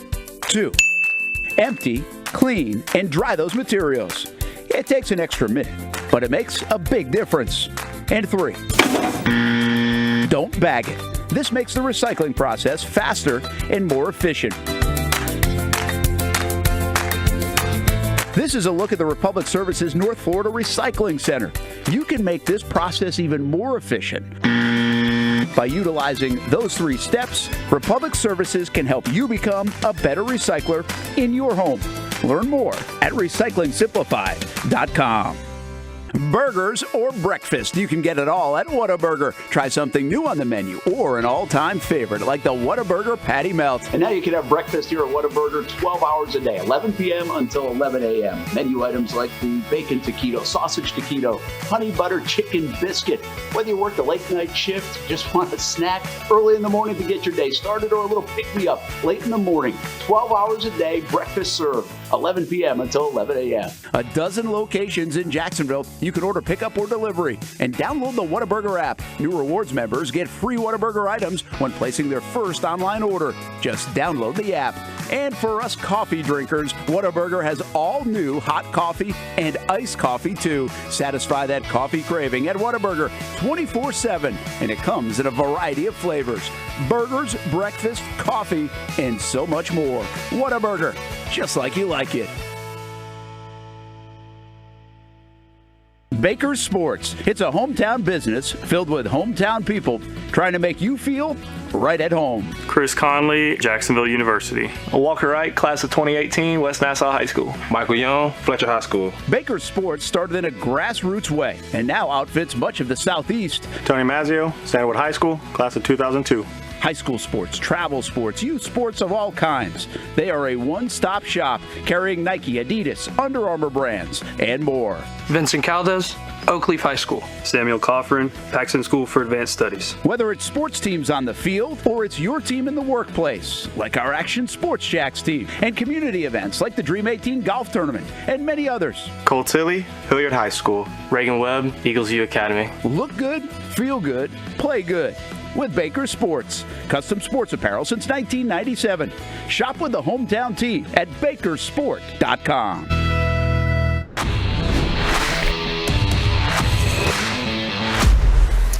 All right, so here's what happened while we were gone. I made a mistake, Coach Sullivan, as we've got him here. St. Augustine and Bolles. I'm thinking that was a roughing penalty, late hit out of bounds for St. Aug, automatic first down. It actually just made the distance for 4th down shorter. So that play that we saw, that incomplete pass, was actually a turnover on downs right around the 10-yard line. And so Bolles has the ball back. They just switched sides because we went to the 4th quarter. So we're early in the 4th quarter, 28-28. We're showing you live action from St. Augustine and Bolles. Turned out to be the game of the night, and we've got it right for you here on the Friday Night Zone Blitz, just part of our extravaganza that we begin at 7 p.m. on Friday nights and don't end until midnight with a ton of live action from around the area. Brent Martineau here, Coach Kevin Sullivan, our Hall of Fame coach. He's on the phone with us. He'll join us through 10:30, and we'll even see him. So if you don't know what he looks like, well, you can join us at 10 to 10:30, and he'll actually join us via video, but just by phone for now, as we take a look at the 3 games that are still going on. Oakleaf just wrapped up against Fleming. That game just finished, so Oakleaf gets the win in impressive style. Maybe we'll try to get Coach Foy on the phone here in a short time. At the very least, we don't need to get him on the phone. We've got a camera there to get post-game, so we'll be doing that. As Bolles is driving, we're keeping an eye on this one because it's really the only game that we have that's still tight, and this one is tight, 28-28. Bolles has been on St. Augustine's side of the field all night. They've either scored or they've had some miscues that prevented them from scoring. And now there's a miscue from St. Augustine as they jump off sides, and that will be 5 more yards. And this looks like a 4th down, Coach. So that was 4th down and 8. And so now it's going to go to 4th down and 3. Yeah, that was huge penalty right there. Yeah, that coaches kill you right there. Kill you. Yeah, and, Brian Braddock's big on that, the small little details. They got him to jump, and now Weatherly trying to get him to jump again. So a big play. Turnover on downs moments ago inside the 15-yard line for St. Augustine. Now the defense trying to turn it up a notch and make Bolles turn it over on downs. Here in the early stages of the fourth quarter, tied at 28. Fun one to watch so far as we've been showing you this entire second half. 28-14, St. Augustine led at one time in this game, so it's 14 straight points for Bolles. Okay, here we go. 4th down, about 3. Weatherly, he's going to get hit. Great call off the weak side. And that was a terrific blitz call, and it's going to do dividends for St. Augustine. There's Whitfield again. He's made a couple of huge hits in this game defensively, I think both on 4th down. So Whitfield, number 3, the junior for St. Augustine, coming up big on the defensive side, Coach. That was a really good call, wasn't it? Yeah, really good call, and Weatherly never saw him coming. He probably should have checked and thrown this lane on the bottom. But he never saw him coming, and really good job, really good call. You got to take a chance and get the stop. Yeah, that's a big-time play, so that one turns around a little bit. We're going to take a look at some highlights here in just a couple of moments, but let's keep it with Nease as they're looking to close out another huge win. They lead it 40-10 at last check over Tallahassee Lincoln, and they're about to score again. I think they've got their backups in there as well, so maybe a nice moment or two coming from the backups of Nease. To be able to get into the end zone. As those 3 games right now are going on, our game of the week, Reigns is up big over Trinity Christian, but we're showing every play of that one on Action News Jackson Now stream and on our YouTube channel. And then we're keeping an eye on these other games. Top left, Nease about to close out Tallahassee Lincoln, go to 3-0. And then on the bottom, we've got 28-28. A couple of turnover on downs consecutively for each team.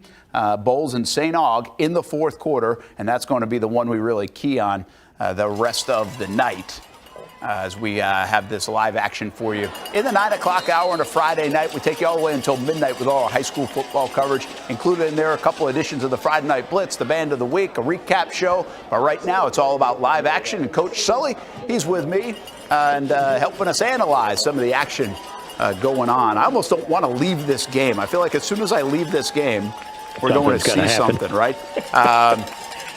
Here's one option, Brian, if we get a chance to box this thing while we keep the live action. I don't know if we can do that and still take a look at some of the replays that we have that Stewart's got going for us. That might be a fun thing to do because I know we've got some Reigns first half highlights, how we got to 36-14, and also Nease. You just tell us where we end up going when we get there. And but for now, We've got these 3 games still going on. Looks like a little injury in the Reigns game, too. Hopefully that young man is okay. First down for St. Aug as they get the completion. That's Samorian Wingo right there, the highly recruited, talented receiver for St. Augustine at the bottom of the screen. Now Nease. Is Nease going to score? Yes, they are going to score. That right there is Tyshawn Ford. I think it is. Yes, it is. Number 12, Tyshawn Ford gets in, and that's going to probably put a capper on another big win. Talking about 46, 47 points after they just scored 50 last week. Just can't say enough about that offense of the Nease Panthers, Coach. Yep, they can beat you on the ground and through the air, and now the backups are in score. Oh, I think we just got a score in the St. Aug game, too. I told you the minute we went away from that game. The minute we went away from that game, they scored. I knew it was going to happen. My fault, Brian. Man. My fault, Brian. I should have never let you get away from that game. I mean, the second we just take a look at a Nease touchdown, St. Aug scores. I know Stuart Weber's going to get me that, but my goodness, I called it, Coach. Yeah, you did. Yeah, you said it. Is that a Wingo? I think it was Wingo. I saw the tail end of it, and now it's 34-28. And this is going to make, I guess these extra points get really big, too, because you know there's going to be more scoring with 7.5 minutes to go in the fourth quarter. So keep an eye on this extra point. They all matter. Uh-oh.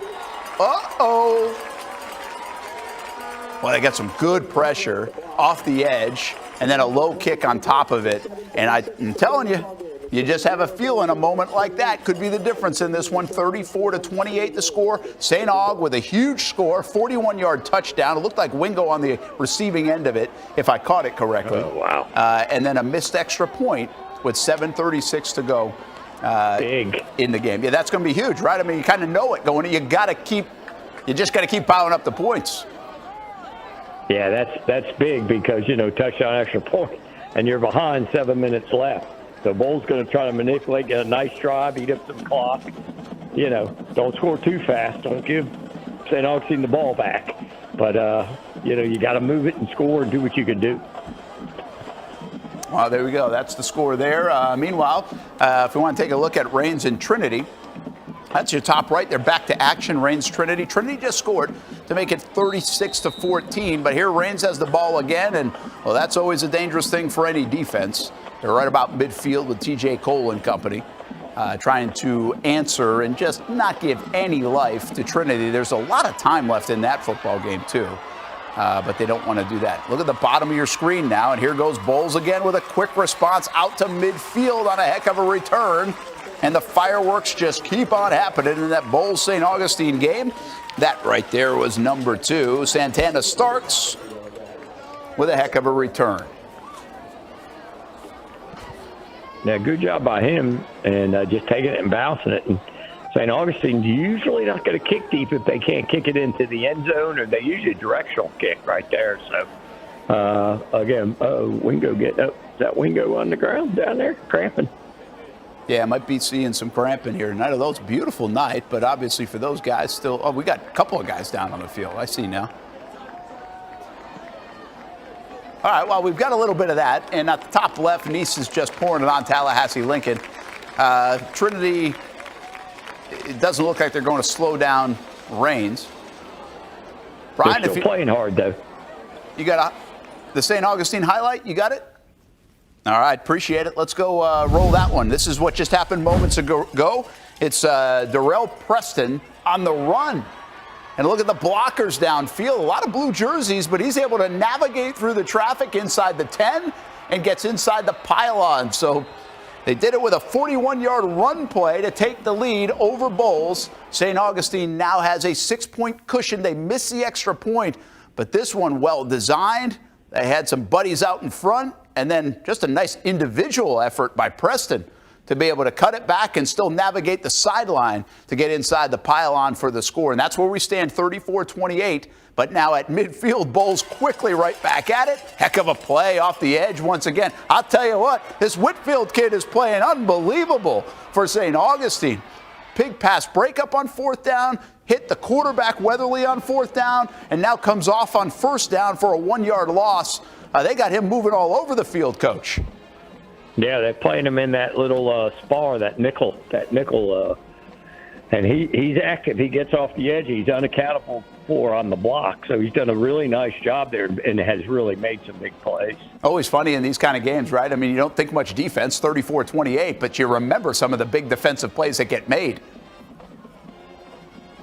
Yeah, and Bolles got to lean on him here a little bit, and they've got to continue to do what they're doing. There goes Edwards, another score. He scored 2 touchdowns in a row for Bolles. That one was well blocked up, and there was nobody back there. It looked like the defender slipped a little bit, lost the angle, and Xander Edwards, the sophomore, he broke free for, just about a 50-yard run for Bolles, and now tied up. Oh, wait a minute. They're not celebrating anymore. They got a hold. Oof, some huge penalties. Actually, the one set of penalties didn't impact Bolles as much, impacted St. Augustine when they were down to the 2-yard line on a hold. That would have set up a 1st and goal. And now this one negates a touchdown. Just killer penalties for two usually pretty fundamentally good teams. Yeah, one of those big guys got a hand out there and wrap somebody up on the inside. That might have given the ability to bounce that thing the way he bounced it. Just engulf the edge right there. But, yeah, that's a huge penalty. Huge momentum swing. All right, so they go back 10 yards, down second and a lot, 21. Here's Weatherly, got to go to the air and get a little bit of that chunk back, and they do. Just about back to where they had that second down run that went for a 51-yard touchdown, but it will be 3rd and 11 coming up for Bolles. Down 34-28 in this game. Now 3rd and 12. They actually mark it back at the 48. So I guess the idea here, Coach, is just to try to get 8-9 yards and probably go for it, right? Yeah, I think they've got to.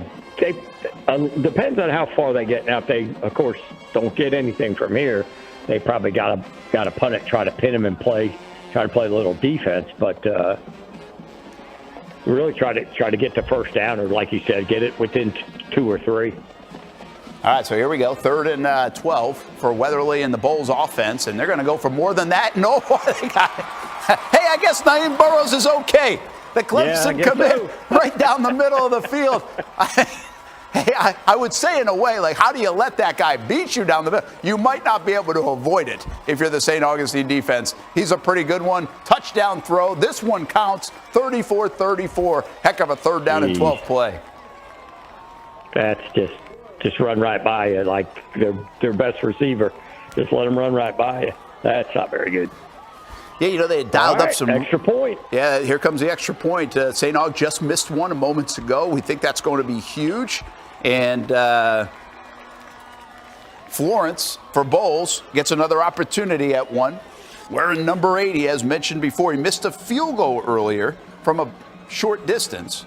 Langston Florence with a big extra point to break the tie. High snap, high kick, but it's good. And now it's 35-34, Bolles in the lead over St. Augustine in just a wild football game. 3rd and 12, Weatherly to Burrows. And the stars have come to play. Burrows, obviously Wingo and company for St. Augustine. And we're going to have a really good finish in this one with probably just a couple possessions left max for both teams. 35-34 our score. Let's show you some of the scores from around the area. I catch you up here at Orange Park up on Riverside, Coach. Orange Park 23-7 over Riverside. That surprised you? Yeah, very much so.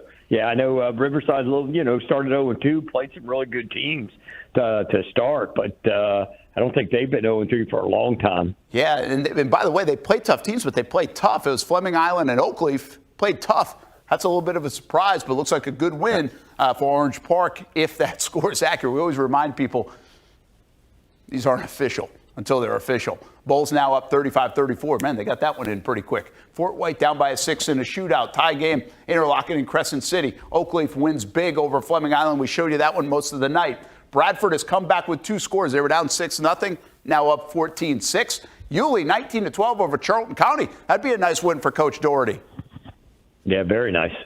Brunswick up big over Effingham 35-7. Ed White 26-0 over West Side. That was a halftime score. Not a surprising one, though. Providence 14-12. I'll have to check in on what that game is at. It's been pretty close, but it's definitely past halftime now. Santa Fe up at Harvest Community.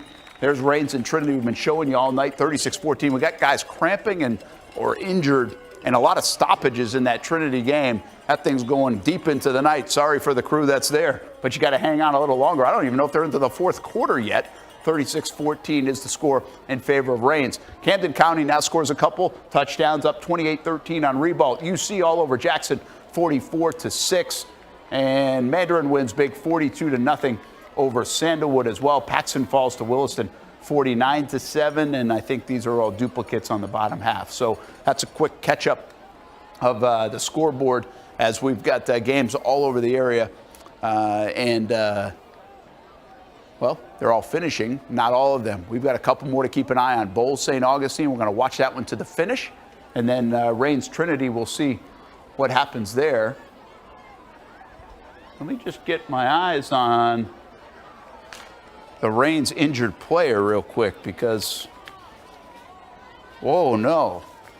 Coach, that's TJ Cole. Oh, is it? That's TJ Cole walking off. That's our reigning Friday Night Blitz Jaguars Prep Player of the Year. And not putting a lot of weight on that lower half there. Uh-oh, is that a cramp or is it worse? He was down on the ground for a long time, so, I mean, he's kind of walking like it's a bit of a cramp. It might have got hit in the lower parts. Yeah, I don't know. And I don't want to speculate, obviously, but No, that's I don't obvious. Either way, when you see one of the best players in the area, in our opinion, he was the best player in the area a year ago, and he goes walking off the field in that Trinity Christian Reigns game. Reigns up handily, 36-14, but that's something to keep an eye on, and we'll see if it's cramps or something else for TJ Cole. Meanwhile, St. Aug now down 35-34, and they're going to run the football up the gut and gain a good chunk as they get back out on offense with a chance to go reclaim the lead. And it's the scoreboard versus the clock right now because this has been a shootout. The offenses have moved the ball all night. Who's going to come up with the big defensive play is probably the winner of this one. They need one more big defensive play at least, Coach. Yeah, most definitely. Both. They've got to get a stop. And if they let St. Augustine doesn't want to score too fast and give Bolles the ball back either. Yeah, I think there's plenty of time in this fourth quarter, probably like 7 or 8 minutes at least. I would think Jason Hamby's there. He'll fill us in at some juncture how much time is left. And so we'll give you an update on that when we can. Did they move the sticks? It looks like they did. They got a first down, St. Augustine. So like you just mentioned, they won't be in much of a rush. Heck of a football game we got going on at Bolles. The difference right now, coaches would tell you there's a difference in a lot of different plays. But the difference for us since we've been watching, a missed extra point by St. Aug short time ago. So they trail 35-34. Clash of two of the perennial good teams here in Jacksonville and in the state of Florida. Visited state championship lane very many times at Bolles. Definitely at St. Aug as well. They've been right in the mix. St. Aug knocking on that state championship door the last couple of years. They have a ton of talent in this cycle down at St. Augustine for Brian Braddock. And Bolles, quite frankly, might be the most talented team. If you look at rankings and where some guys are going, they have 4 players already committed to Power 4 schools, and they've got a couple of more underclassmen that are going to do the same thing. So a lot of talent on the field tonight there at the Bolles School as both of those proud programs are loaded here in 2025. Yeah, they're just taking their time, St. Augustine. Yeah, this is trying smart. to grind out first downs, eating up clock. Yeah, this is smart, and it looks like they're, you think about Bolles, Coach, and you think usually they're in the trenches, especially in the fourth quarter. I mentioned this earlier, that they will win out in the fourth quarter. Looks like this St. Augustine offensive front is doing a job on them. Yeah, they're doing a really nice job, especially, controlling the clock here. And like Coach isn't in a hurry, but I got them get ready to hit a little quick play action and get the ball on the slant up top as Bolles starts trying to pack the box a little bit more. Not going to let them just grind it out here. Well, that's a good play right there. They loaded up the box. Looked like maybe a breakaway from Trendell Anderson, but instead it was a good defensive play by Bolles. Just a yard gain, maybe a half a yard to bring up 2nd and 9 for St. Augustine. Yeah, it had potential to be a really big play if he doesn't make that tackle right there. Good job.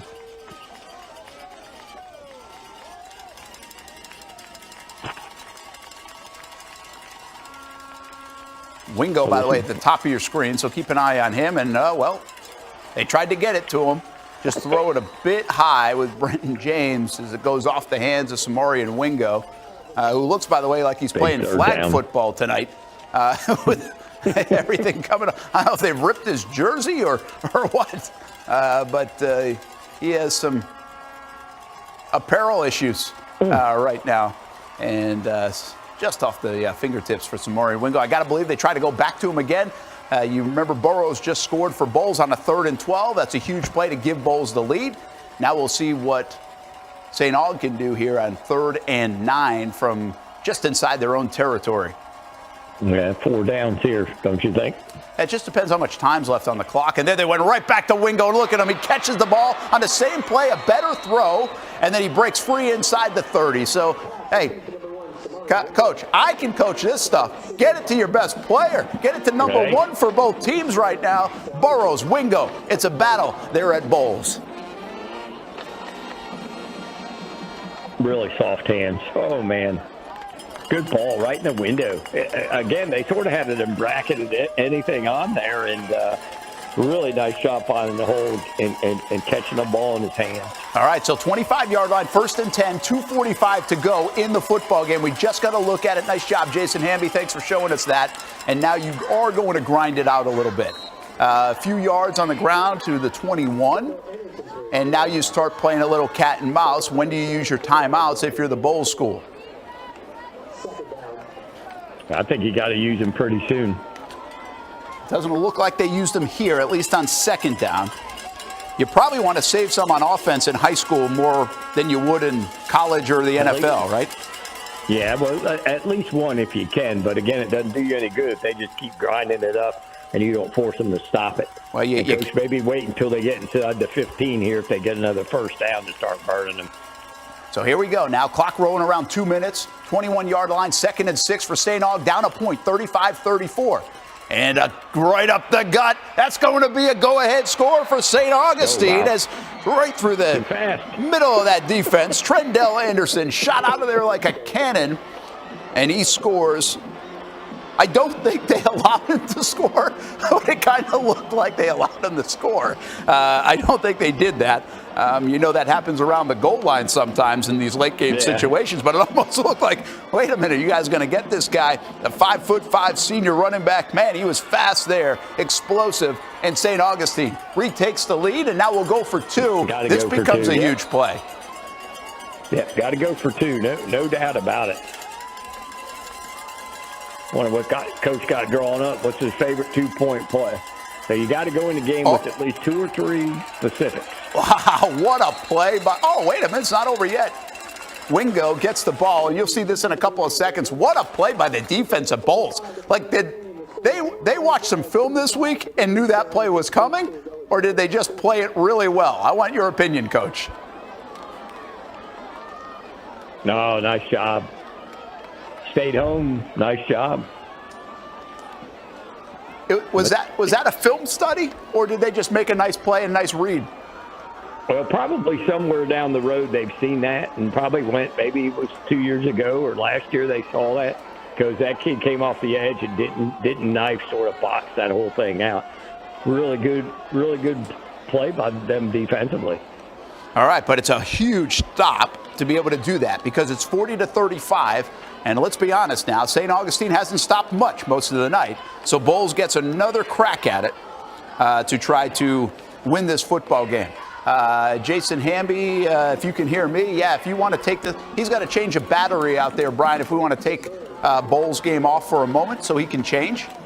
And we'll just put the Trinity game up.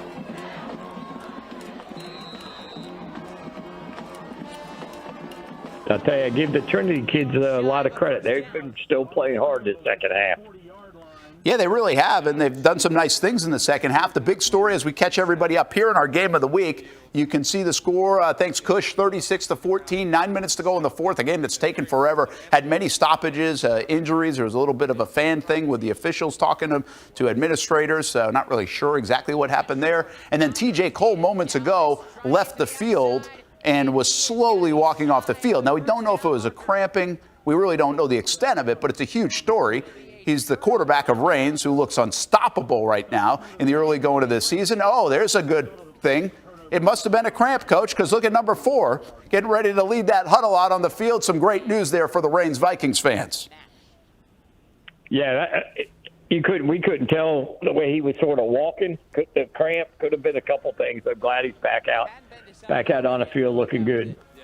But with 9 minutes left, I might be letting the other guys play.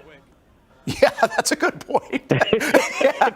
You know, Let the other guy play. They've got Lake Mary next week, then Riverside, then Rebolt. Range does. That's their next three. Lake Mary's a good football team. Got a young man committed to the Hurricanes, I believe, Noah Grubbs, quarterback kid. So that'll be two big-time quarterbacks going against each other next week. Range at Lake Mary. Yeah, that'll be a good one. Actually, TJ Cole was on the Blitz Breakdown show with the guys, and he said he can't wait for that game. That atmosphere is good down there in Lake Mary, and can't wait to see what it's like. He really obviously wanted that Miami Central game. That one got canceled, so one of the games he had on his calendar was that Lake Mary one next week. So it should be a good one as Trinity Christian and Rains play in the fourth quarter. Rains up big. Good to see TJ Cole back in. That's the main storyline for us in the last 10 minutes or so. He had gone out of the game, and now he's good and back in there for the Rains Vikings. On the right, Bolles. Under 2 minutes to go in the game, down 40-35. It's second down, and we're going to follow this one to the finish. A big play on defense with a big hit. Another nice call as he keep dialing that one up. And that's Sean Rainick, the senior, who delivered the hit on Weatherly. He can take a hit now. He's a big dude at quarterback, but he does force an incompletion. They keep dialing up that blitz, and it seems like it's working for them at St. Augustine right now. Yeah, they've timed it up pretty good as far as that goes, trying to get the back up on the wheel route right there. And St. Augustine had it covered pretty well, but I think he had to throw that a little bit sooner than he wanted to. So this is now Big third down here.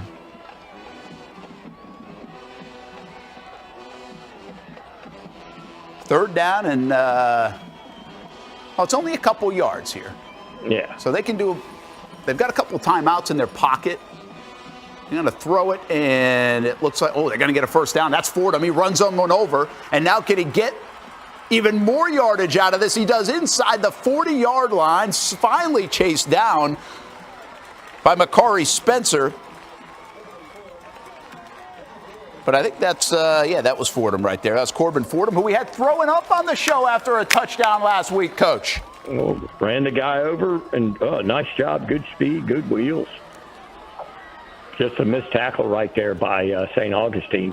And, again, another guy down on the field for St. Augustine, getting up, limping. So, anyway, now that's first down inside the territory of St. Aug. Bolles has it. First and 10 from the 35, down 40-35. And there's another blitz. And there's Whitfield again. I mean, we've been watching this second half. And Whitfield in the second half alone has made 4 huge plays for St. Augustine. That's just 1:11 to go in the game. It seems like Bolles might have just used one of their timeouts. And if they did that, that means they've got 2 to go here on the Friday Night Zone Blitz. And that's exactly what happened. Thanks, Jason Hamby, for keeping us up to date on that. Hey, that's what this show's all about, by the way. That's why we do this. We've been showing you 5 different games all night long, but we hope for finishes like this, and we're getting it right now on the Friday Night Zone Blitz, the end of this Bolles St. Augustine game. We still have our committed to the uncommitted. Hopefully we'll get to here in the next few minutes before we switch studios and get over to our network studio. So the folks here at Action News Jax can do the newscast on Action News Jax now. Which also means we might be leaving our game of the week for those purposes too, but you can always watch it on YouTube if you want to catch the final couple minutes of our game of the week. That's the game on the left, and as you can tell, it's 42-14 after another Rains score with 7 minutes to go. So the game's pretty much over and in hand for Rains as they are going to get another win on this young season. And not surprisingly, Trinity battled, but they were going to go to 0-3 for the first time, I think Coach said, since 1990. Which is I believe I read that somewhere. Unbelievable, if that's the case. Okay, so here it is, second down and now 11 after a nice play by Whitfield. And what will Bolles do with 1:11 to go and 2 timeouts? So plenty of time, and they can do whatever they want with the clock, down 40-35. And a smart move as they get it to Burrows. He had the touchdown on 3rd and 12. And I'll tell you what, Coach, I give these guys credit. They are finding their stars, Fordham and Burrows. And obviously on the other side, Wingo, when you got to come up with a big play, they get it in the right hands. Yeah, that's what you're supposed to do. Remember, players, not plays. That's right. We hope Liam Cohen does that on Sunday. I didn't get out of bounds, though. Oh, yeah, good point. But that clock shouldn't be too bad. 2 timeouts. Now in first down inside the 25. Here's Weatherly. It looks like he's looking his way again. And, oh, yeah. Hey, I don't blame you, young man. You got to tackle that number 1 before he catches the ball. Save a touchdown. Yeah, without a doubt. Without a doubt.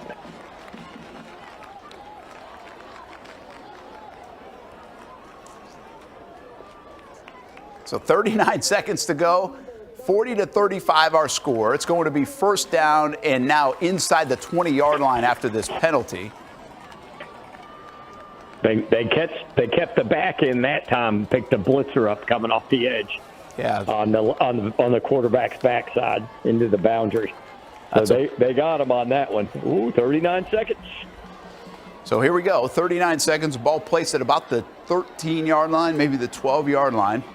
4 downs. Can get another first down inside the 5. The situation here is 40-35. St. Augustine leads Bolles. It's been a fantastic game on a fantastic night, week 3 of the high school football season here in the Friday night zone blitz. And you still got timeouts, and they could still run it a little bit too. Weatherly with a good throw, and that's Fordham.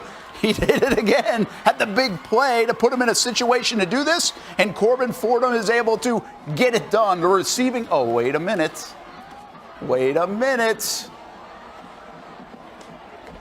Bolles is complaining, which means it's holding against them. Wow. What a call. Nice. Well, wait until you see what happens at the end, Coach. I know you're a few ticks behind, but we got laundry on the field. That negates the touchdown to Fordham. 77. And it's going to push him back to the 22-yard line. Now, here's the deal. You just dial up Fordham or Burrow again, right? Yeah. Oh, yeah. Those are your 2 guys.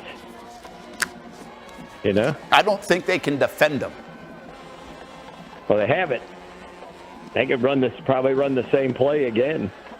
All right, so it's first down, now 22. Touchdown, that was a go-ahead touchdown negated. And now a throw to the end zone, a pretty good throw, too, just on the out-of-bounds line. And it couldn't be hauled in by Camden Teetsy, who also is a very good receiver. That was a good place to put that, though. Only his guy could catch it.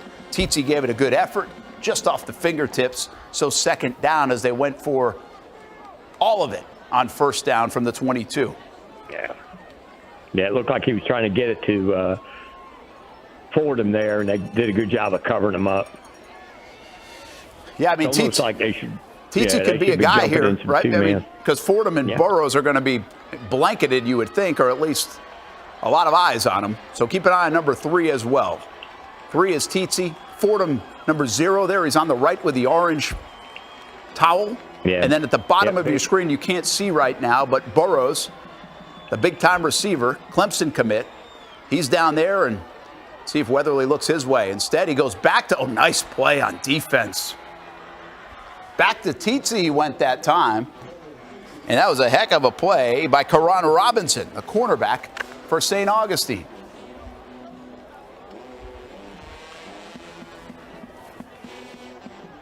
Hey, just a friendly reminder, at 10 o'clock we're going to hit the other studio. I think we'll probably end up doing our committed to the uncommitted on that side. We'll talk to Coach Sully about Gunnar Rogers from Bishop Kenny. We've got some cool little background story on Gunnar, so we'll get to our committed to the uncommitted during that. Meanwhile, on your left-hand side, our game of the week, that's the Reigns Vikings. They're going to win big over Trinity Christian. And on the right, we're keeping an eye on Bolles. Bolles on third down here from the 22 against St. Augustine, down by 5, 40-35. That's the situation. We got a timeout on the field. And Brian, let me know how long we can keep this. When do we got to get out of this? 25 seconds. Couple minutes? Okay. 25 seconds left. Okay. Hopefully we'll hit a break at 57, or at least be done in this studio. So we got a few more minutes to hopefully see the end of this game. It's third down in the Bolles and St. Augustine game. Again, 48-14 now reigns all over Trinity Christian in our game of the week. It turns out this one is really our game of the week because we've got a 40-35 game. St. Augustine in the lead. They just scored But now here comes Bolles with time on the clock. And Coach Kevin Sullivan, our Hall of Famer, joins us each and every week, has been for a couple years, few years, I don't know how many years now. But you said it, the clock, how much time was going to be left. And so far, there was plenty of time for Bolles, but they have 2 downs to get 22 yards, or at least try to get a first down inside the 5. Yeah, most definitely. Clock's not their favor. They're probably about 25 seconds left. I believe it looks like that. And, they've got to try to get something here. They don't necessarily have to throw it into the end zone. But St. Augustine's got to play good defense. Are they going to bring the blitz? They're going to keep an extra guy. So a lot of coaching going on right here on these last couple plays. Yeah, time 22 seconds. And I think still a timeout left, at least one for Bolles. So here we go on 3rd down. They already scored a touchdown, negated by a holding call, though. And look at the blitz that comes in, a huge defensive play. We wondered when it would happen, and 54-33 for St. Augustine. Let's give them a little love. That's Andy Birchall, the junior linebacker. And Trey Campbell, the defensive lineman, sophomore, come in and make a massive play on defense. Big play. And I don't think they brought that blitz. They brought both inside guys, did a little crossface, and brought them both in through the A-gap. And the D tackle got really good penetration right there. So Bolles has to call a timeout. We obviously have about 15 seconds left, but it's 4th down and a mile now for Bolles. They're down 40-35. We're showing you the finish of it here on the Friday Night Zone Blitz. We've still got our Friday Night Blitz that will happen at 10:30 on Fox 30. So we'll have all these highlights, reaction from around the area, all the games, including this one, and again on CBS 47, 11:15. At 10 to 10:30, we'll continue this with Coach Sullivan. We just go over to our different studio. At 10 o'clock, if you want to catch some news, weather as well, you can do that right on Action News Jax Now. That's where our Action Sports Jax Game of the Week is streaming, but we'll cut off to the news right at the top of the hour at 10 o'clock. We've got bands at 11 o'clock, a recap at 11:35 until midnight. It never ends here on the Friday Night Zone Blitz. And we've got a fantastic finish. This is the reason we do the show. We hope every week we have one of these finishes. And right now we've got St. Augustine up 40-35 against Bolles, 2 of the premier programs in our area.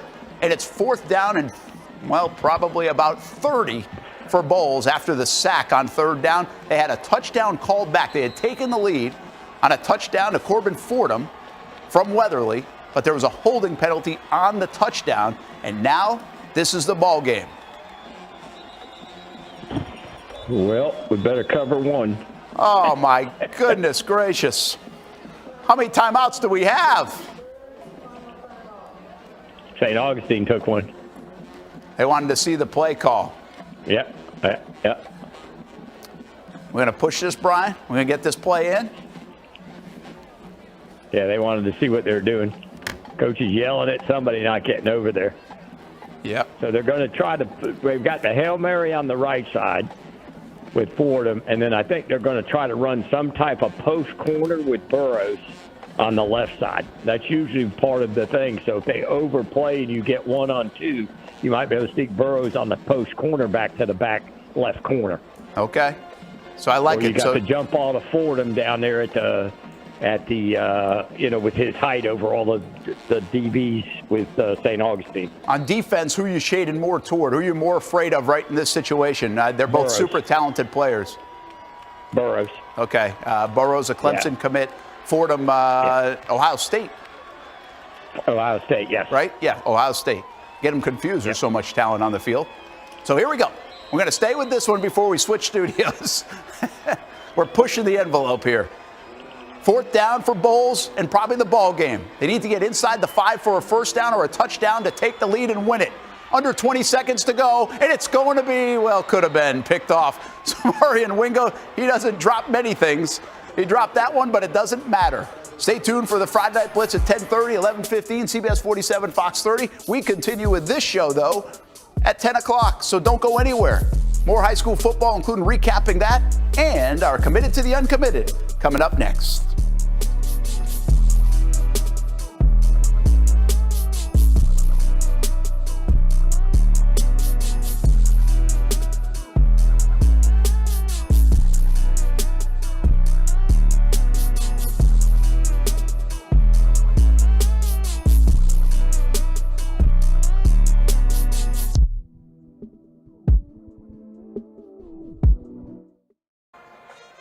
but, I didn't watch the game, but a high-scoring game, one side of the ball didn't control it that well.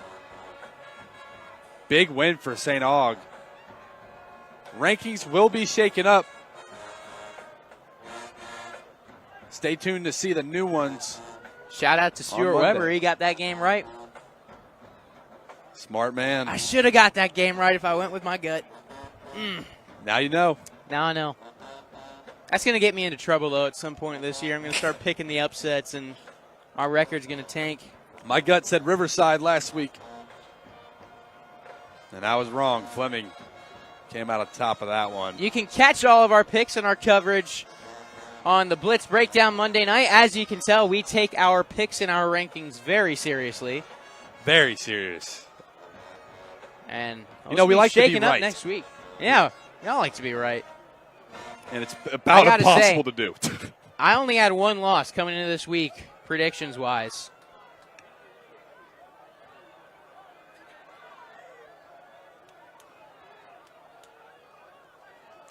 So after holding against Trinity on the kickoff, we've got more conversations. Yeah, the white hat and the other refs were just talking to the Reigns coach, and now they're talking to the Trinity coach. Yeah, it's like, why are we delaying the game this much? I mean, honestly, it should be running clock. Just kick the extra point. Yeah.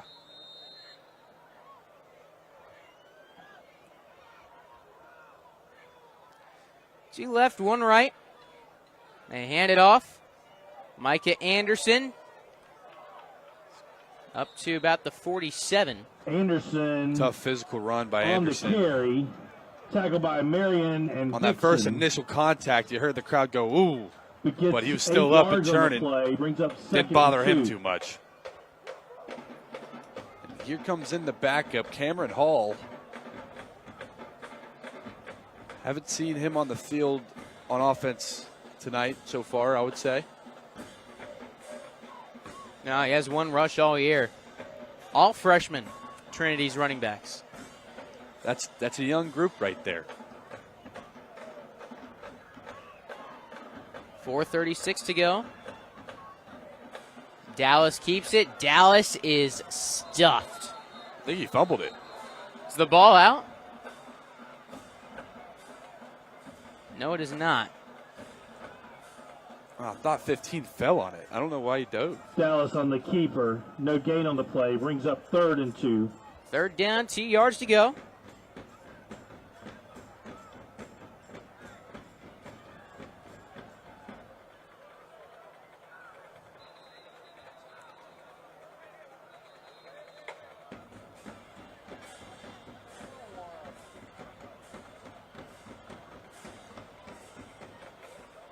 Another pause on the field as the officials discussing something.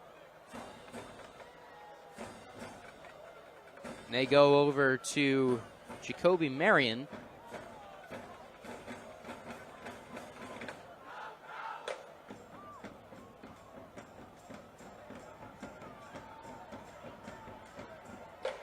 No clue what just happened there, but it gave Trinity more time to get a play and see what they do on this 3rd down. 3:52 to play.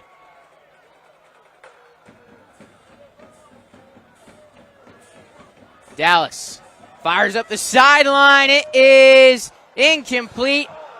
They're going to whistle for pass interference right here on Travis Dixon. Or excuse me, that's Stephen Davis. I'm surprised they called that. They've been letting the receivers and corners go at it all day with the shots downfield. There's a flag on the That play. one, to me, one of the less physical plays on the ball. And they're going to wave it off. Waved off like 4 flags tonight. It'll be 4th down and 2. Penalty is waved off. It'll bring up 4th and 2 for the Conquers.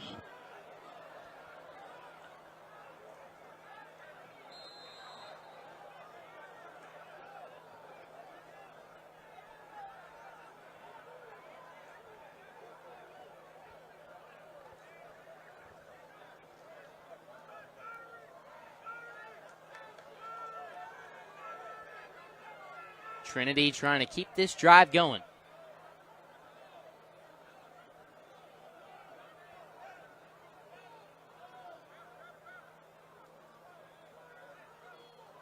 All out blitz. Pass over the middle, incomplete. Pass interference.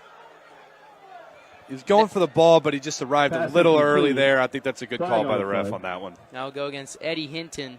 Yeah, I felt that one was pretty obvious there. They're just letting the clock run now. This game has gone on longer than it should have by about 30 to 40 minutes. Just a lot of extracurriculars happening about everything you can think of. The Conquerors will have it 1st and 10 at the 37-yard line. 3:03 to go.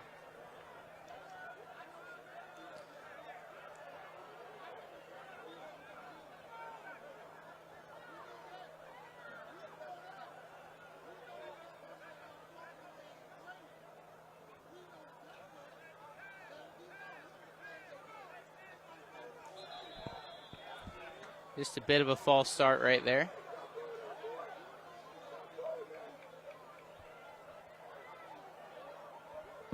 False start on the Conquerors. 2:37 to go. Both these teams should be running a good bit on Monday. I've actually never seen anything like it. This is the most flags I've ever seen in a game. Any football game I've ever watched. I've been watching football for ever. It's not like they're being, overbearing on the flags either. Like, I feel like they've earned nearly every call. Yeah. I mean, obviously there's always a few questionable for some people, but majority of it's just the players are just getting flags. They're just like false starts, offside. Stuff that's very controllable. Yes, very controllable things. Got a lot to clean up. 1st and 15.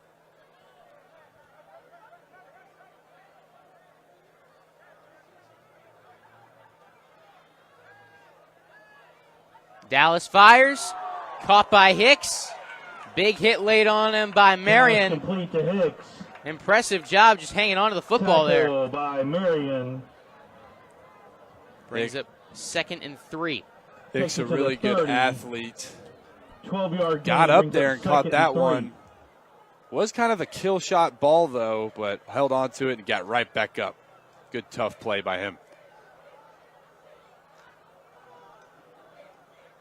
They hand it off.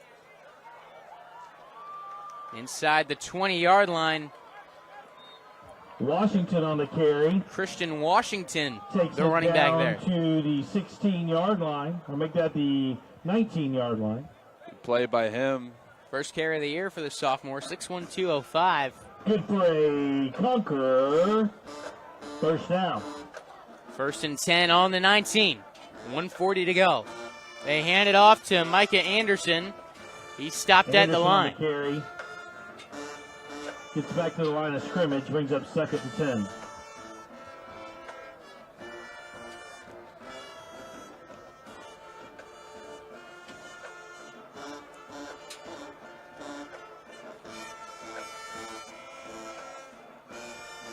Brody, we've been talking a lot about everything that's gone on with this game, but Range sent a message out here tonight. They didn't play their best game by any means.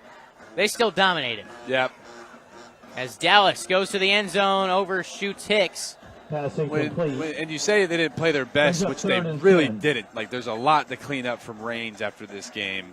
Majority just flag stuff, but when you play an off game in quotation marks and you're up 48-14 against Trinity a program Christian. like Trinity Christian, that says a lot about your team.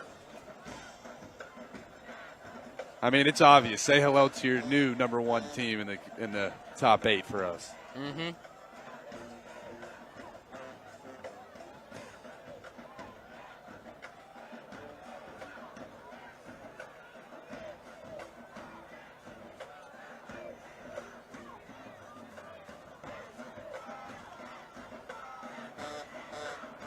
Dallas trying to take it himself on 3rd and 10, gets to the 16. Dallas on the keeper. They'll bring up 4th down. 16-yard line. Brings up 4th and about 7 for the Conquerors. A reminder, our game of the week next week, Creekside Bartram Trail, Friday night on Action Sports Jacks 24/7.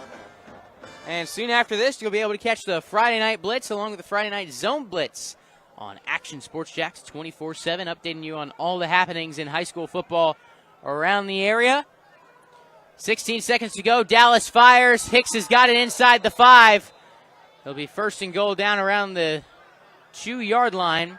Out of bounds with 9 seconds to play. Marquez Hicks.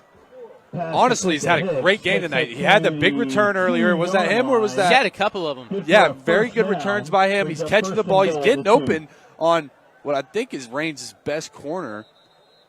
And that's a really good football player right there. He's a junior. Timeout call by the Conquerors. Nice timeout call. Yeah, let's timeout in a 48-14 game with 9 seconds to go on the 2-yard line. Got to punch it in, man. But, yeah. We still got to make our zone blitz appearance. Got to make it back to the studio by... You know what else is sitting back at the studio? Some Donato's Pizza. Speaking of which, timeout's brought to you by Donato's Pizza. Man, I'm looking forward to it. I'm hungry. Me too.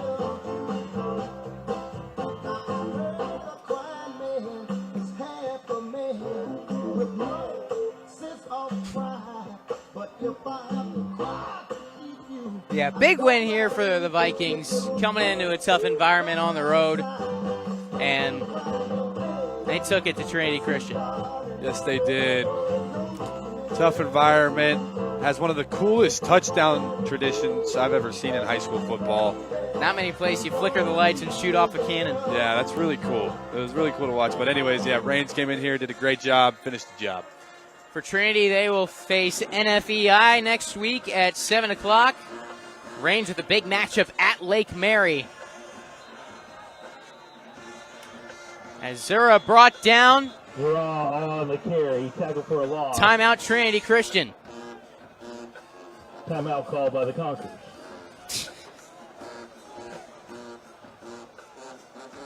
This is all for pride. I don't know if there's much pride at this point, Brody. I agree, no. I mean, I'm sorry, but... yeah, I mean, but it just gets to a point, right? This game is over, and you're calling timeouts with 5 seconds to go. Yeah, I can't wrap my head around why. I know point differentials matter for playoffs, but, like, what is... I mean... I don't know. You're already going to get so much grace for playing. Reigns is already leaving. The football team is in the bleachers with the band. They're taking off their pads on the left side. I've never seen anything like literally this. Literally the team is off. If Kush can hear us up there with the camera, the team is in the stands. They're actually dancing with the band. I've never seen anything like it. What a night out here at Trinity. You've seen everything tonight. The game's still going, and Reigns is in the stands with the band. The only players still on the field are the ones playing defense right now. Throw to the end zone over his head. They're just going to run down the clock. This one's over. Final score, Reigns 48, Trinity Christian 14. You should be here next week for homecoming against NF. A night where we saw it all. We thank you for tuning in to our Action Sports Jacks 24/7 and Whataburger Game of the Week. Reigns comes out with a big win on a great night of high school football in the area. We'll see you Monday night for the Blitz breakdown and next Friday for our Game of the Week. But until then, I'm Noah Schlickstup signing off for Brody McGuff, Chad Kushner, and Chandler Dantzler saying see you next time on Action Sports Jacks 24/7. Most of us know how to throw.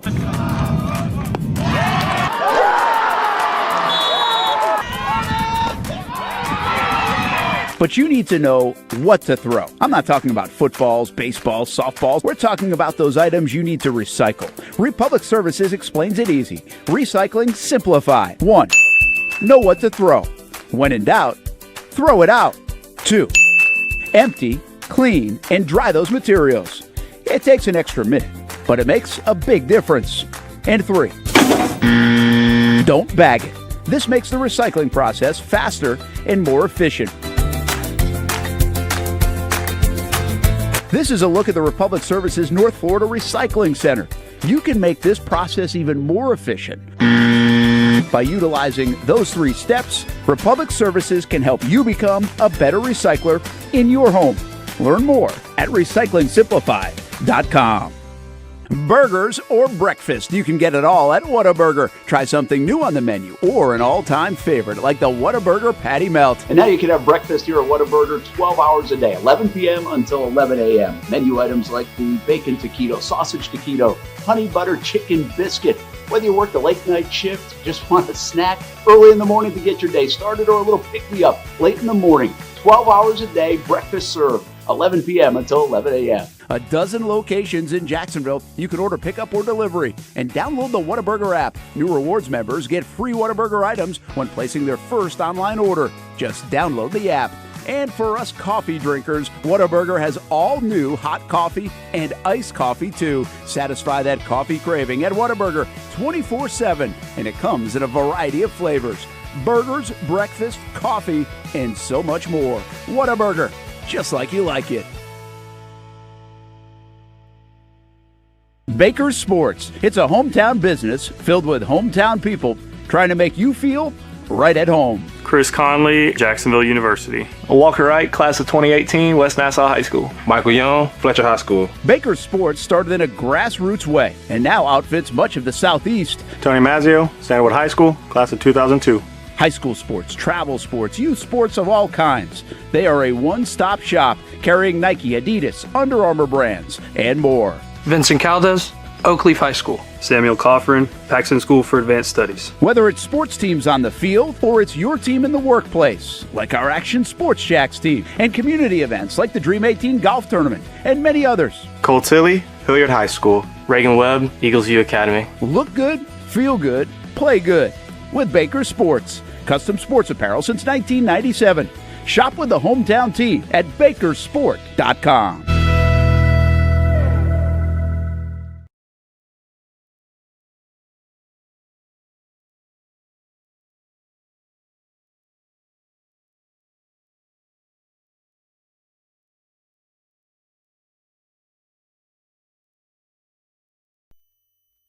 Hey everybody, welcome into the Action Sports Shacks 24/7 Network Studios. We usually do this part right around 10 o'clock, but hey, guess what? We had the game of the week that went super long. What a couple of finishes we just showed you on the Friday night zone blitz. And we're going to have more all evening until midnight, by the way. This is a little switcheroo. We've been showing you all live play-by-play action, not just the Reigns Trinity game, but how about the end of the Bolles St. Augustine game? Bolles scores a touchdown to take the lead in the final seconds, gets called back because of a holding penalty, and then St. Augustine's defense held a couple of times tonight. Not many times, but a couple of times tonight. And that was the difference. St. Augustine beats Bolles 40-35 in a barn burner. It was a terrific game. It was the best game of the night. On paper, you could have said it would be the best game of the night. Obviously, Reigns and Trinity was entertaining at times, long at times, but Reigns continues to be the class of Duval County and really Northeast Florida. You can make the claim now that I think Reigns is the number one team in the area. What about St. Augustine? They probably, I think we see it right in the chat here. Hopefully everyone puts Reigns number one in the city. Bolles being ranked one every season like they're the Dallas Cowboys. Fans, get the heck out of here. Yeah, I don't know about that. I mean, Bolles is often very good. They just lose to a very good St. Augustine team as well. But definitely Reigns, I think, could take that top spot if they weren't already in it. We'll have to get the guys' Blitz breakdown on Monday night and see where they've got the rankings and everybody involved. Coach Kevin Sullivan, he's been with us all night on the Friday Night Zone Blitz. Let's see if that audio works. Coach, how we doing?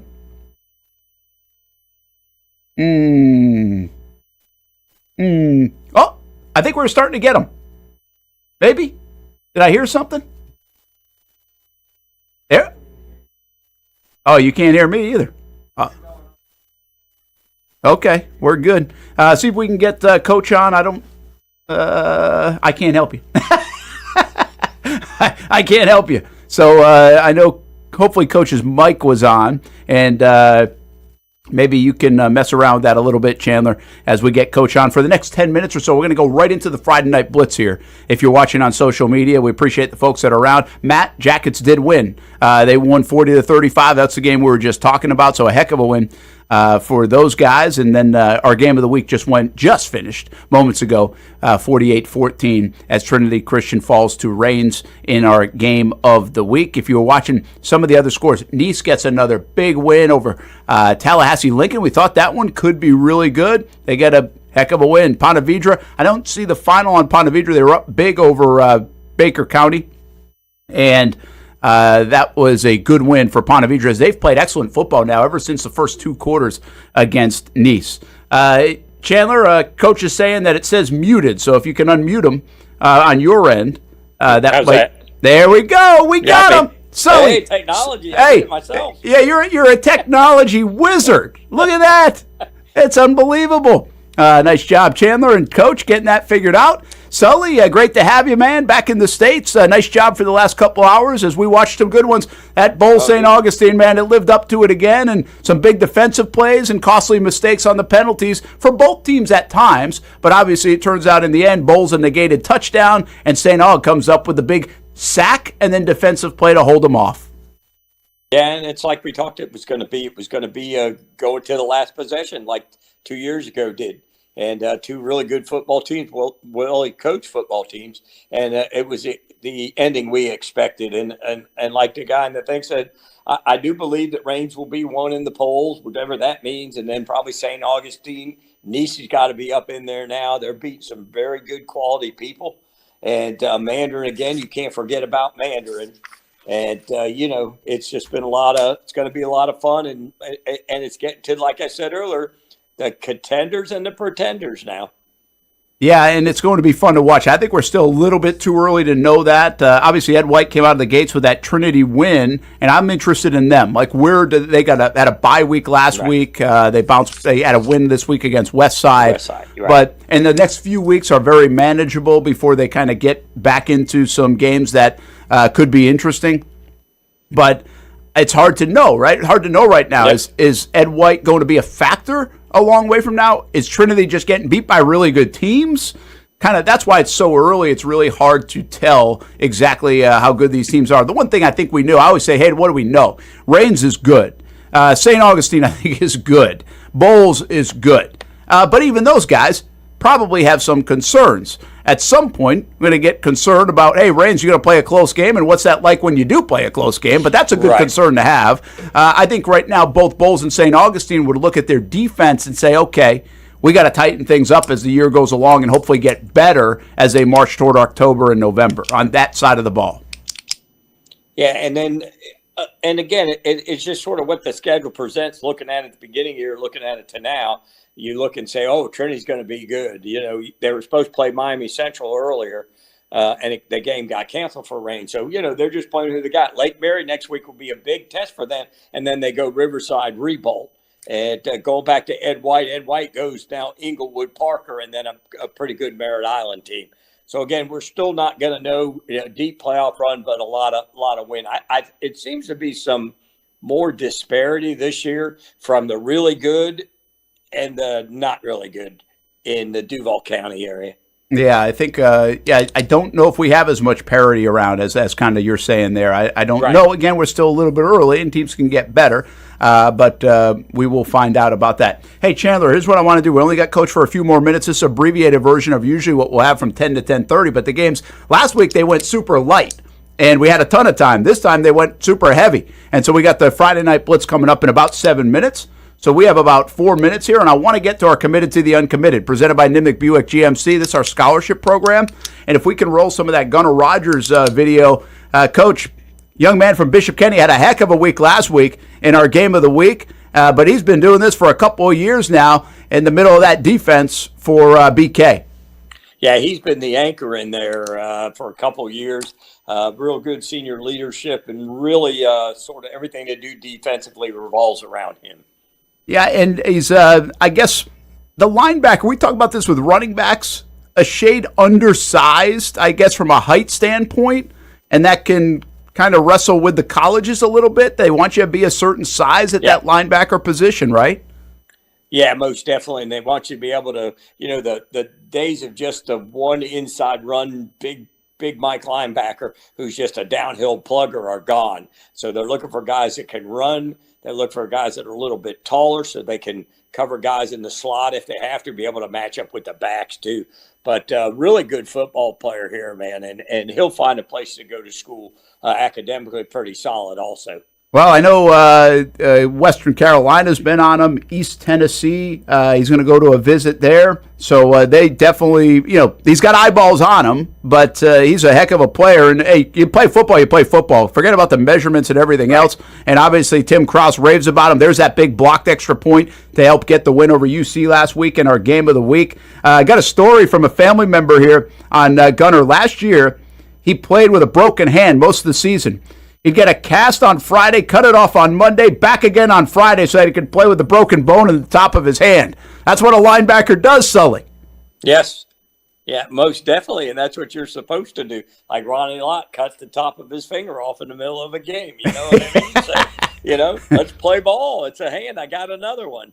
Well, he's a 3.0 GPA guy. Gunnar Rogers, this week's Committed to the Uncommitted, presented by Nimnick Buick GMC. We want you to nominate seniors that you feel are under-recruited so that we can put them in our nomination pile, and we'll have a scholarship winner at Nimnick Buick GMC at the end of the season. We've been doing this for a few years now. Really proud of the program. We just like to help the kids out as much as possible. Who knows how much we can, but if we can a little bit, even with a little visibility, I mean, you can see a guy that can play, the guy can play. And we've had some good luck, by the way, getting some eyes on him, especially with Coach Sullivan's contacts as well. There's one other note on this story before we get out of here for the night. Can you show this picture at the Jags game, Chandler? Watch this. So I guess back a few years ago, they were recognized at the Jags game, longtime season ticket holders, and they were sending people to the Super Bowl back then. This is Super Bowl 52 season. Well, that's his dad, Raleigh, who's in the Air Force, retired now. He came out and surprised the family. He was one of those surprises at the stadium. How cool is that? And so that's Gunner and his brother Peyton and mom Beth. And so they had a big moment there. Well, I got one more picture to show you, Sully. Check this out that I just learned today. Well, we're in Super Bowl in Minneapolis, in Minnesota. By the way, that was the AFC Championship game the Jags lost. They almost made it to that Super Bowl. Well, see that guy right there? That's Gunner. We're interviewing him at the Super Bowl in Minnesota. So that's pretty cool stuff. We just rushed that on here today, but wanted to get that to everybody. Part of our Committed to the Uncommitted. Love watching the kids grow up. Let's get them to college now. Good football player at Bishop Kenny and the Crusaders for Tim Krause. And by the way, BK got another win today. So again, don't forget to nominate your Committed to the Uncommitted. How cool is that? That's awesome, man. Yeah, pretty good stuff. By the way, it was freezing cold that year in Minneapolis.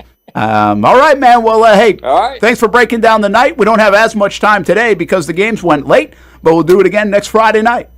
All right, looking forward to it. All right. Being back. Yes, sir. Good to have you back. Tell the wife hello.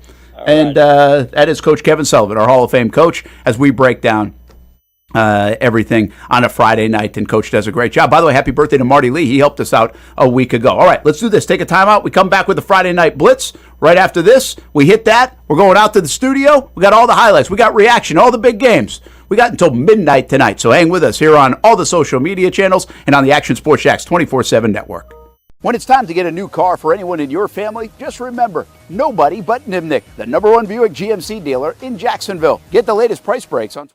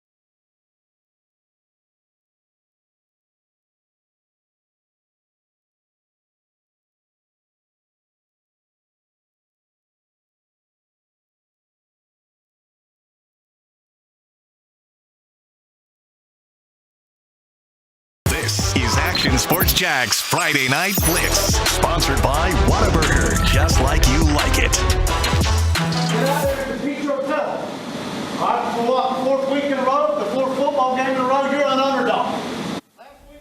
Yeah, how about it? Baker County trying to get his guys fired up down there.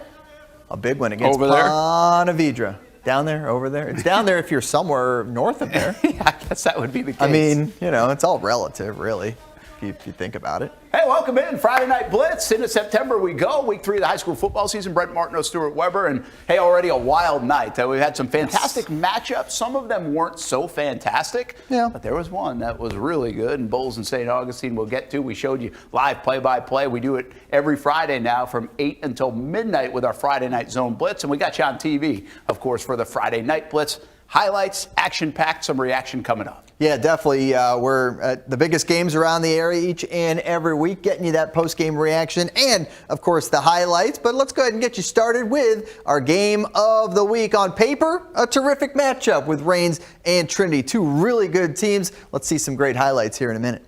The game of the week, sponsored by Whataburger.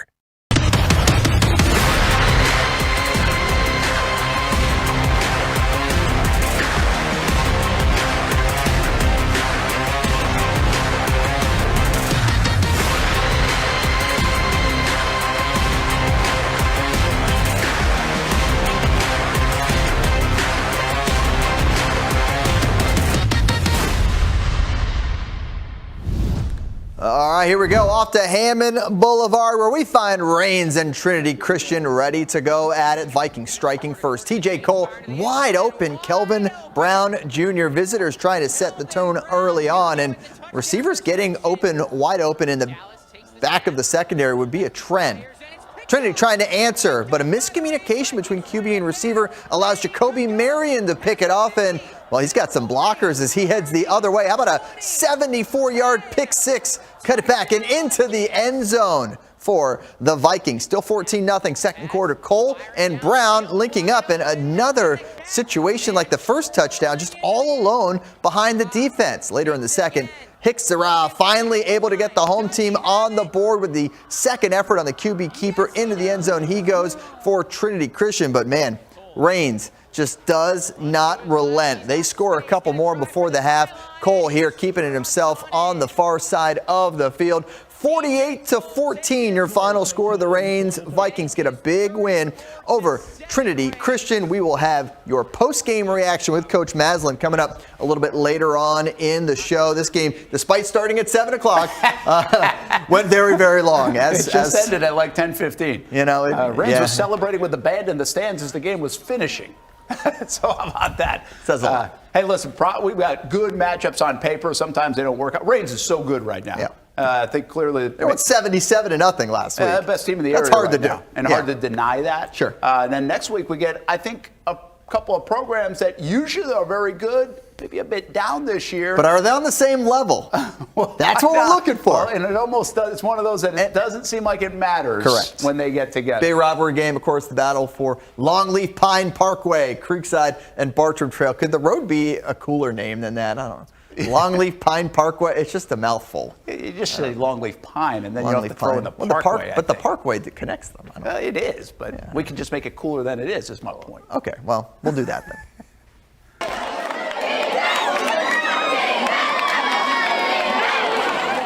Oh, good crowd out there at the beach for some Senator football. And we've got the fans of the week out there for Fletcher High School. What about Fletcher taking on Atlantic Coast? Beach Rats 2-0 to start the year. Patrick Faison thinks he's got a really good football team this season. Senators get the only score of the first half. Cruz James Bajic finding DeAndre Smith on the far side. Tell you what, that young man had a heck of a night. They get the two-pointer lead, 8-zip at the break. Here's Cruz James Bajic to Joshua Jones. Nice dive-in catch, 15-0. That was the early stages of the third quarter. And then, watch this one. Watch Joshua Jones. Actually, that's not the one I was thinking about. Here's Jones again. That makes it 21-0. Okay, this is the one that I was like, watch what a catch. Now, that was a nice play, too. But this is a heck of a play. DeAndre Smith, we want to see Travis Hunter doing that. How did he torque his body that way? Still come up with it and got his feet down. Heck of a catch. 35-6, Fletcher wins. Here's Action Sports Jax, Olivia Tassily. with the head coach, Theatric Facing. All right, Coach, that was exciting. Started slow a little bit for the offensive side, but your defense shut them out in the first half. Most definitely. Our defense do an amazing job on stepping up when the times get hard. And they had us backed up in the red zone on the first drive. And on the 2-yard line, we came up with a turnover, and then they backed us up a couple more times, and defense stepped up again. And I tell our defense, man, bend but don't break. And anytime we get in that red zone, we don't break at all. And defense always hold on to the offense get going. You can't go 3-0 without going 1-0, and you did it again tonight. Still a perfect season for your Fletcher Senators. What are you seeing out of this team? Grit. Since spring, since we didn't make the playoffs last year, the guys been on it. The day after we didn't make it, they wanted to work out. And this team got a brotherhood. They got that grit. And at the end of the day, I always teach my guys, even when we work out, it's one rep at a time and one day at a time. And then when we get on the field, we say the same thing. It's one rep at a time, one play at a time. And if you can win that rep and you can win that play every play, that means we're going to win the game. And that's what these guys try to do. They want to win every rep. And because if all 11 can win the rep, we're going to win the game. And that's what these guys harp themselves on. Time to go 4-0? It's going to be challenging. I respect Coach Draft. I respect Coach G over there at Nease. And we got history. I'm up on him 3-1 right now. But he got me last year. But, man, Colin's a great OC. Coach G's a great DC. We're going to have to come play because Nease going to play hard. And they're going to bring it. How about a little foreshadowing here? He knows the record against them. That's pretty good right there, huh? Fletcher hosting Nease next week. Panthers at home against another unbeaten team, Tallahassee Lincoln.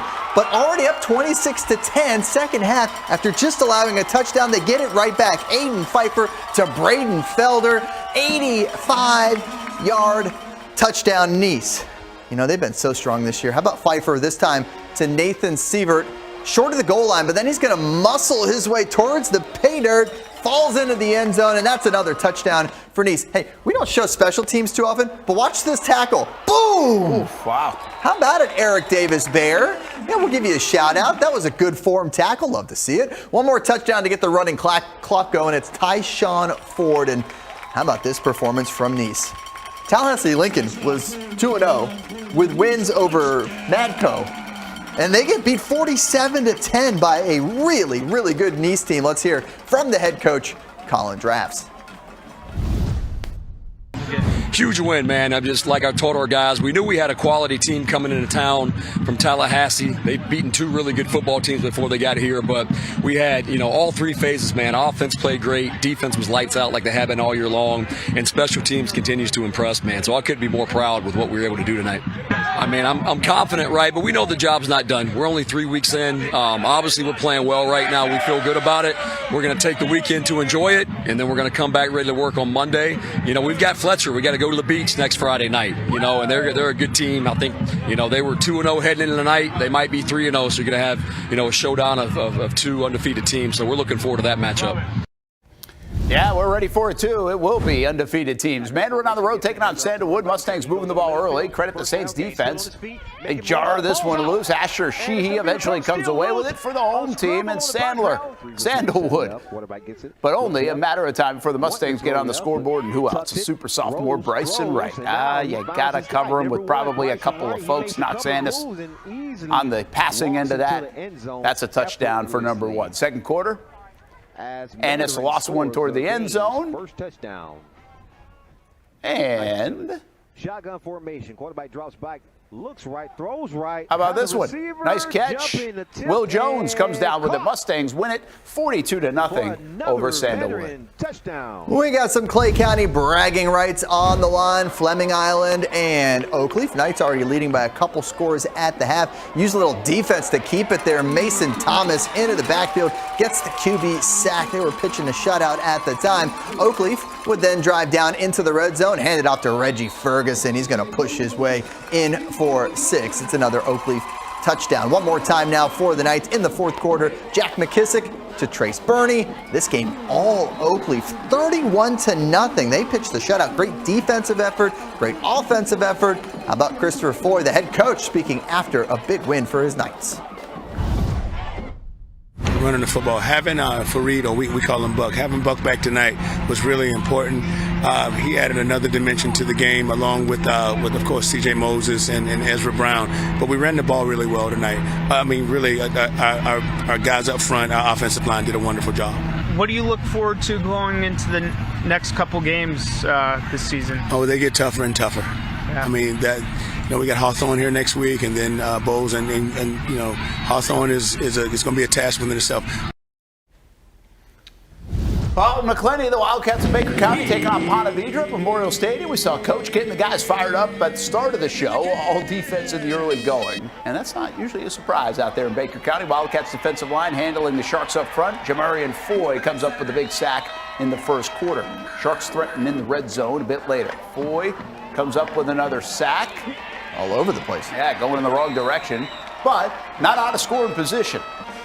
Delayed, not denied. Cole Rosendahl hits Jack Berquist in the front quarter of the end zone. That's the first touchdown of the game. Sharks take a 7-0 lead in the first half. Sharks defense starts to swarm, forces a punt. Offense comes right back down the field, caps the drive off of Rosendahl to Berquist again.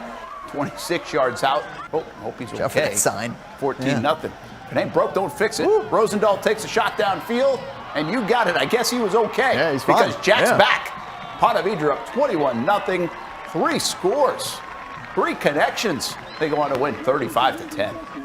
Now over to Englewood we go. Let's go ahead and drop the sledgehammer and throw in a little backflip. Why not? The Rams hosting Ridgeview. Yes, indeed. We do backflips all over the place here. Defensive battle throughout. Jaden King snuffs it out. Big tackle for loss there. Englewood now on offense. Aiden Janke. He'll shoot through and get the sack for Ridgeview. Panthers trying to get on the board. Here's your QB looking to extend the play, but that's a duck, and it's Kendall Ely who comes up with the pick as that one floated right to him. Rams looking to capitalize, taking a shot, and this time it's Edrin Rhodes coming away with a pick of his own. Lots of defense, Brent. This one, a defensive game. Won by the Ridgeview Panthers. They take it 13-7 over Englewood.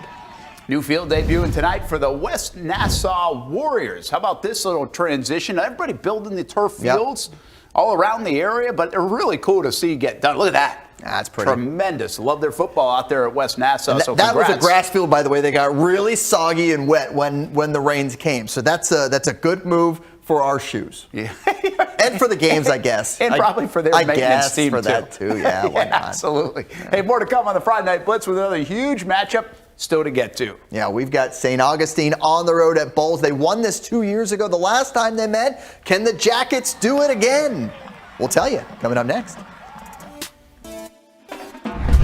We are Trinity Conquerors, and you're watching Friday Night Blitz.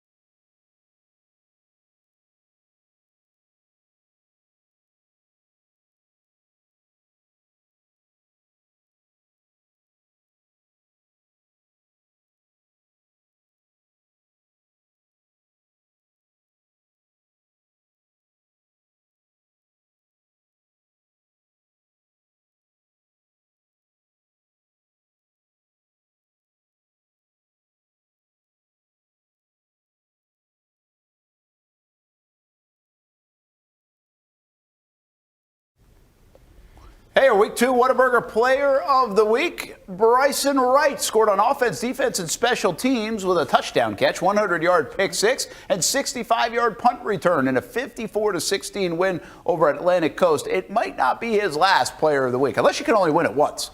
But it's our Whataburger Jaguars Prep Player of the Week, and he's one of the best players in the area. Welcome back to the Friday Night Blitz. Reigns Trinity, our game of the week. How about another huge showdown between area powers? 2 years ago, St. Augustine traveled to Bolles on the road, earned a last-second win over the Bulldogs. Last year, it was rained out. Yeah, Mother Nature with the win in that one. So let's do it again this year, shall we? I love that they kept the series going, right? Because every 2 years you get a chance to revamp your schedule, see who you want to play. I'm so glad that we keep this one going because these are two really good teams. Let's check it out, shall we? Yellow Jackets all the way to the Final Four a year ago. Bolles made it to the quarterfinals. Well, it's 28-21 St. Augustine where we pick it up. Xander Edwards into the end zone for the home team. Bulldogs tie this game up 28 apiece. How about an answer from the Jackets? Darrell Preston on the ground.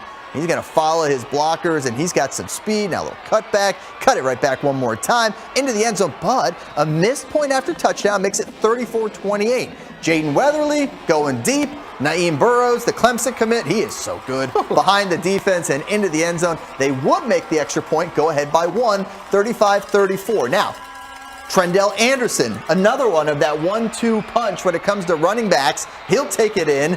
40-35 is your score, meaning Bolles needs a touchdown to win it. This is the last drive of the game. This is 4th and long.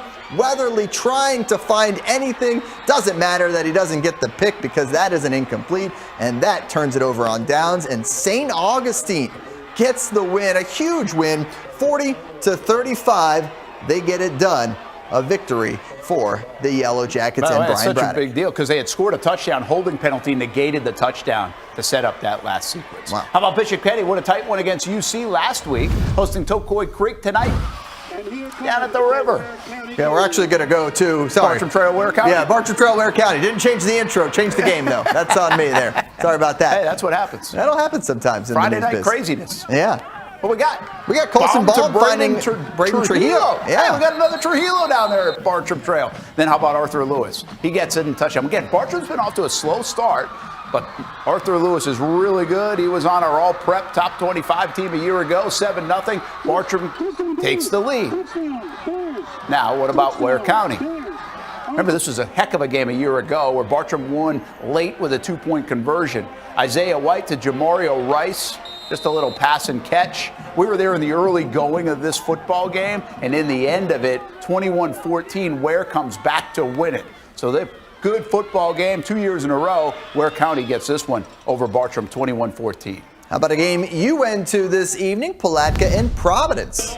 Yeah, both squads looking to get on the board with their first win of the year. And they got on the board in terms of the scoreboard early. Hans we like Price, that. he reverses field, finds the pylon, got tripped up just at the right time because that's a touchdown and an early lead. Watch this play here for Palatka. They come right back down the field. This is bottled up by the Stallions defense. No, it is not. Oh, wow. Nominated for the play of the week.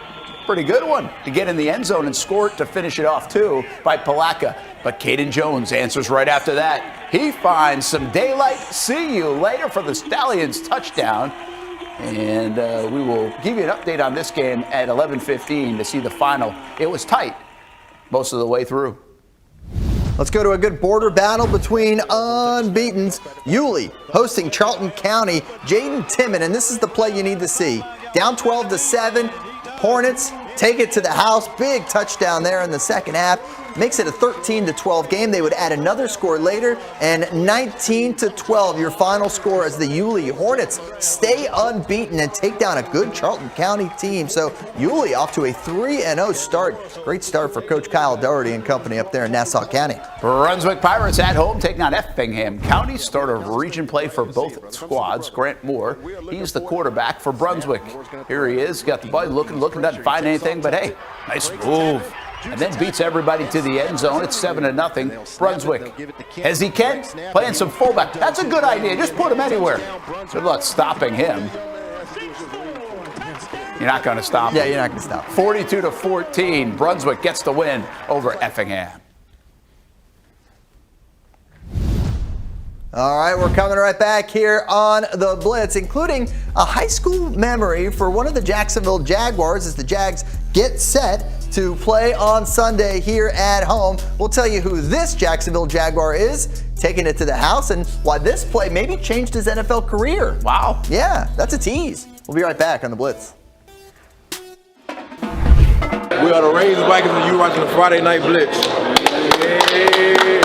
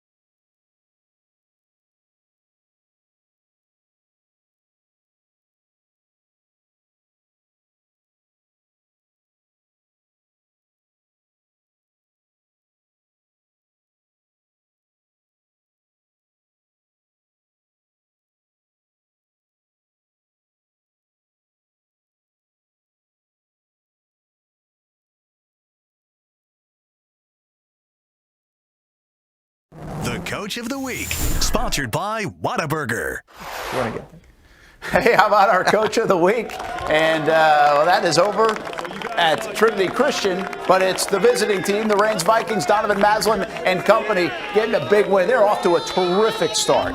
I mean, a really good football team. They've been on a roll the last few years. Maslin has them cooking. And by the way, they are super explosive. They got a big win, 48-14 over Trinity Christian on the road. A game that lasted forever, by the way, a game you can replay and watch pretty much all week on the Action Sports Jax 24/7 network. And you can always go watch it again on YouTube as well and all the social media channels. All 3 hours and 15 minutes of it. I wore the black gloves, state championship game, and they were like rain gloves. Like they had the leather on them and stuff like that. So I changed to those. First play out the game, caught the ball over two guys, took it for 80. I've been wearing rain gloves ever since. Yep. Yeah, so yeah, that burned the memory in my head, just to, that superstition that I always follow. That's a good idea. Hey, players, go grab your rain gloves and maybe you'll make plays like Jordan Lewis. Maybe he can make some big plays for the Jacksonville Jaguars this season. We've got your countdown to kickoff coming up Sunday morning, 11:30 a.m. on CBS 47 as we get set for the season opener, Panthers, Jaguars, here on the official station of the Jacksonville Jaguars. The Smart Play of the Week is brought to you by the FSCJ Manta Rays. Oh, we saw this one live on the Friday Night Zone Blitz, and we got to see this again. Oh, I dragged the wrong one over. Yep. It's still a great play. All right. Joshua Jones. He had a couple of them. DeAndre Smith had a couple of them. DeAndre Smith's the one I needed to bring over there. Yeah. Ah, goodness. Well, we saw it in the highlights. Yeah, But this is good enough, too. This could be our play of the week. It's fine. It's good. Anything from the Fletcher win. By the way, Fletcher Nease next week should be a good one. It's going to be a really good one. We might be having that on the Friday Night Zone Blitz next week, which means Nease is going to lead the area in appearances. They might. But they've been that's pretty kind of the explosive. point. You keep winning, and that's a good. So the Zone good way Blitz, to do by it. the way, 8 p.m. until midnight. We basically have high school football folks on all our platforms from 7 p.m. until midnight. We can tell you all the different places to find it. Just look for that Action Sports Jacks logo. You'll see it.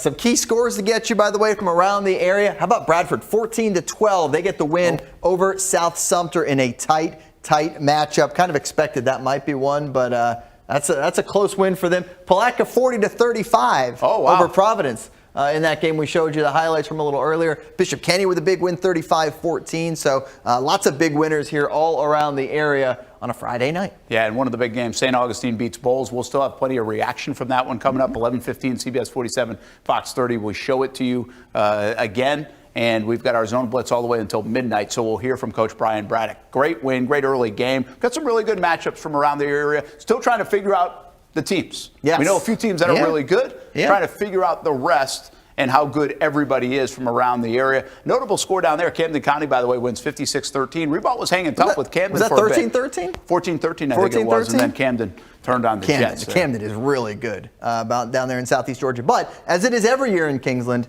it's all about once you get to region play. And it's loaded. And it's loaded in their region each and every single year. So next week, game of the week, Creekside Bartram Trail. Going to be a whole lot of fun. Can't wait for that. It's going to be good. All right. If you want an update on the NFL game, by the way, Chargers are beating the Chiefs, and they're going to win that game. Don't play on a Friday. What's wrong with you people? Yeah, dumb it's NFL. Blitz. We'll play it's on Blitz Fridays. night. What are we doing? It's high school football time. Come on. All right, let's leave you with the band of the week, the Fletcher Senators. Proud out there by the beach on a beautiful night for high school football.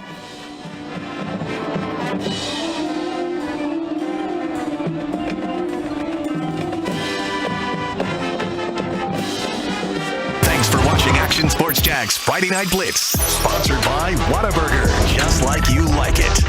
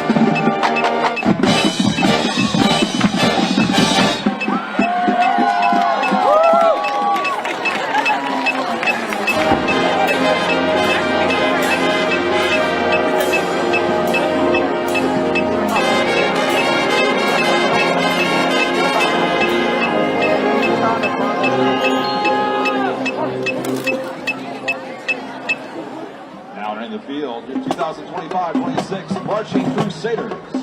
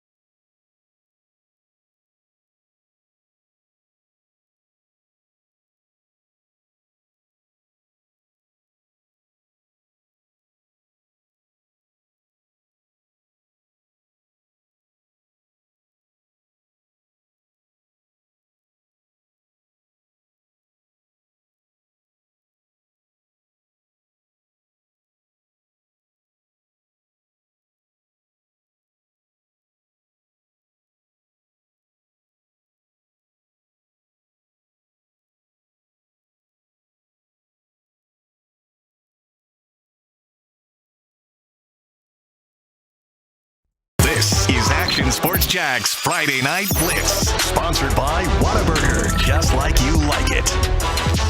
Get out there and compete yourself. For what? Fourth week in a row, the fourth football game in a row, you're an underdog. All right, let's go. Brock Kennedy, the new head coach at his alma mater, Baker County, looking to fire up the Cats as they host Ponte Vedra. Another nice matchup here in week 3 of the high school football season. Welcome to the Friday Night Blitz. Into September we go of this high school football year. Brenton Stewart. Yeah, great games, and we got a lot to show you, so let's jump right into it. The Game of the Week, sponsored by Whataburger. We head to Hammond Boulevard where we find Rains and Trinity ready to go at it. Vikings striking first. TJ Cole finds a wide open Kelvin Brown Jr. Visitors trying to set the tone early on. Conquerors, meanwhile, looking to answer. They drive the ball past midfield, but miscommunication between QB and receiver. Jacoby Marion takes advantage. He'll pick it off. He's got some blockers, and he is headed the other way for a 74-yard pick six. That's another touchdown for Rains. A little added physical contact there at the end to boot. Still 14-0 second quarter. Cole and Brown again wide open behind the secondary. Another touchdown, and well, finally Hicksara gets it into the end zone for the home team. They get on the board with a QB keeper for Trinity, but Rains would not relent. They score a couple more before the half. Cole keeps it himself this time, goes to the far side, 48-14. Let's hear from Coach Donovan Maslin with our own Marcel Robinson. I'm here with Victoria's head coach Donovan Maslin. I mean, Trinity and Rains, we got everything we expected for Trinity and Rains, but you guys came on talk to me about the game. Oh man, it was fun, man. The kids wanted to come out. They was excited for the week to finally play a full whole game. So just came out and played dominant football across the board. Defense stepped up big. Once we kind of figured some things out, what they were doing offensively, we made some big time plays, and then offense got going, running the ball, and got them in some RPO type things, and we were successful tonight. So I'm excited for the guys and the program. Last one for you. We finally get to see one of these big games that you guys scheduled coming up next week. Obviously, don't want to look ahead too far, but you just told the guys you're going on the road to play Lake Mary, 7A football. 7A football. And you just said it. These are the types of games that you schedule in order to make sure that when you guys get to the show, you complete the task, right? Definitely. Throughout the trying to schedule games, we stepped out, out of the comfort zone, getting out of the city. We had to, but ultimately we only able to play one. But these are the type matchups you want to see. They have a great quarterback in Grubbs, and we're excited to go against them. And great old line, great receivers. So it's just going to get us better in all phases, so that we can continue on throughout the season. Well, you guys got a list of all those great things that you just mentioned: quarterback, offensive line, receivers, weapons. So looking forward to seeing what happens next week. For now, enjoy this win. Thank you so much. Thank you for having me. That's head coach Donovan Maslin. Ranger winning tonight over Trinity. Let's toss it back to you guys in the studio. All right, hey, they're good. Best team in the area right now for my money, and hey, it looked good on paper. We thought it could turn into that, the way Rains is right now. Trinity 0-3. Weird. First time since 1990. We got a good rivalry game next week. Battle for Longleaf Pine Parkway, Creekside Bartram Trail. Throw out the records kind of game, we're hoping. A good finish at the end for one of the teams. Hopefully it's as good as this one. Yeah, we had a great finish for Bolles and St. Augustine. On paper, looks good. Well, it was good. 28-21 St. Aug. Bolles Xander Edwards touchdown to tie it. And here we go, back and forth. They were down 2 scores. They tie it up. And then the Jackets answer. Watch Darrell Preston. 41-yarder. I love how he navigates the end of this. Cuts back inside, goes back outside, inside the pylon. Touchdown, 34-28. 34 because they missed a PAT. That's big. Jaden Weatherly to Naeem Burrows on 3rd and 12. Throw it to your best guy. They did. Bolles goes on top because they kicked the extra point, 35-34. But St. Augustine now with under 2 minutes to go. You left too much time on the clock. Trendell Anderson, 40-35. They missed a 2-point conversion. So here's the deal. Bolles can go win it. They actually scored a touchdown negated by a holding penalty. So now it's 4th and a mile. This is the final play of the game. Gotta have it. Didn't get it. The defensive stop on a night where defense was St. Augustine wins 40-35 in a thriller. All right, Coach, one of the best games I've seen high school level in a long time. How'd you come up at the end with a big win? That's a good question. Our offense just got the job done, and it was a threat all night. And you kind of described it as, I think you just saw the will of our team, and our kids were able to just scratch, fight and claw and try to hang on, and got a few stops. And we were able to get one at the end and able to outscore them.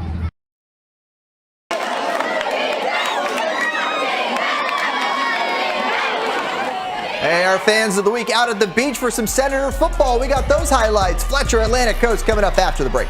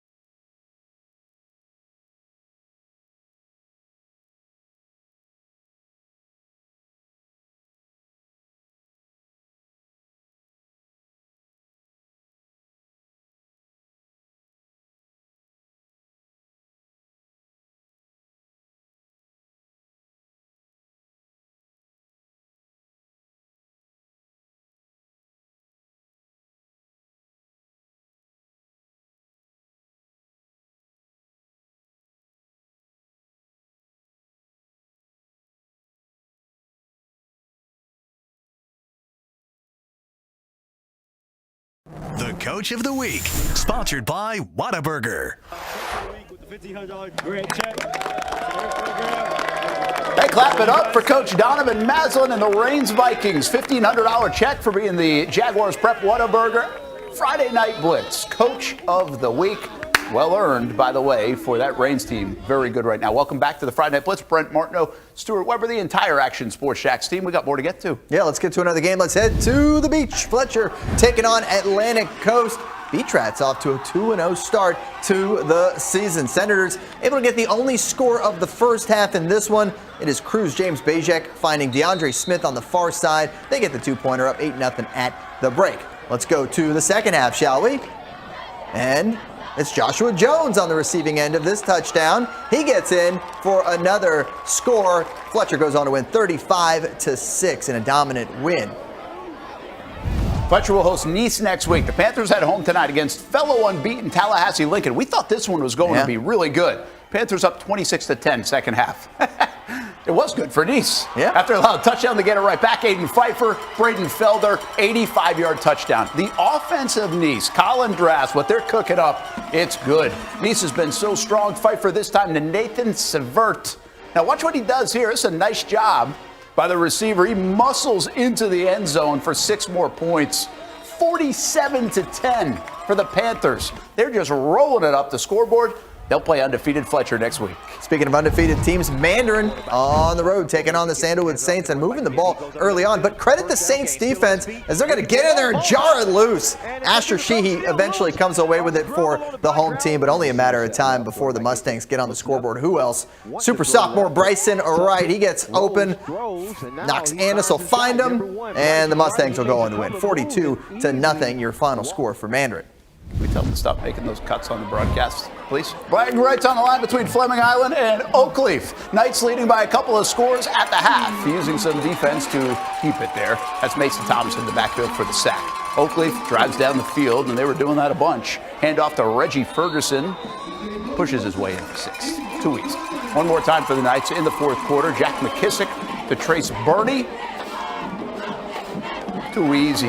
Even with the ball bit behind, got it done. 31-0 final for the Knights. Here's Christopher Foy after the... Well, no, we're going to hear from Christopher Foy later. Yeah. Out in McLennan we go. Wildcats of Baker County taking on Ponte Vedra at Memorial Stadium. All defense in the early going. Wildcats with the defensive line handling the Sharks up front. Jamarian Foy, not related to Christopher Foy, gets the big sack. I want to say Foyer, like a Lewick. The first quarter. You can if you want. Sharks threatening in the red zone when Foy, or Foyer, comes up with another sack. Ponte Vedra going in the wrong direction, but still in scoring position. Delayed, but not denied. Cole Rosendahl to Jack Berquist, front corner of the end zone. They connect 3 times in that first half, make it 21-0. Ponte Vedra goes on to win 35-10. Now over to Englewood, drop the sledgehammer, throw in a backflip. Watch a backflip. Whee! That's awesome. This was a defensive battle throughout first drive. Ridgeview with an end around, but Jaden King snuffs it out, gets a tackle for a loss. Englewood now on offense. Looking to take a shot. Aiden Janke shoots through and gets the sack. So a lot of defense here. Yeah. Ridgeview had better defense. They win it 13-7. And we want to give a shout out to West Nassau debuting their brand new turf field. The Warriors went out there, picked up a big win. They didn't play on the field like that. That was in the process of getting it ready to turn into that. Big win over Lake Weir for the Warriors, 48-12, I believe it was. We'll be right back on the Friday Night Blitz.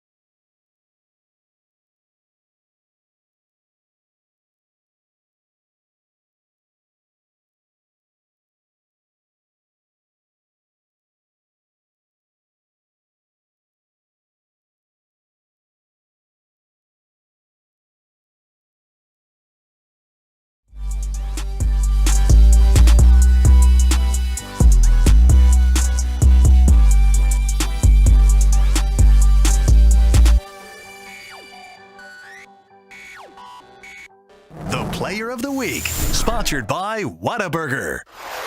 All right, week 2 Whataburger Player of the Week, Bryson Wright.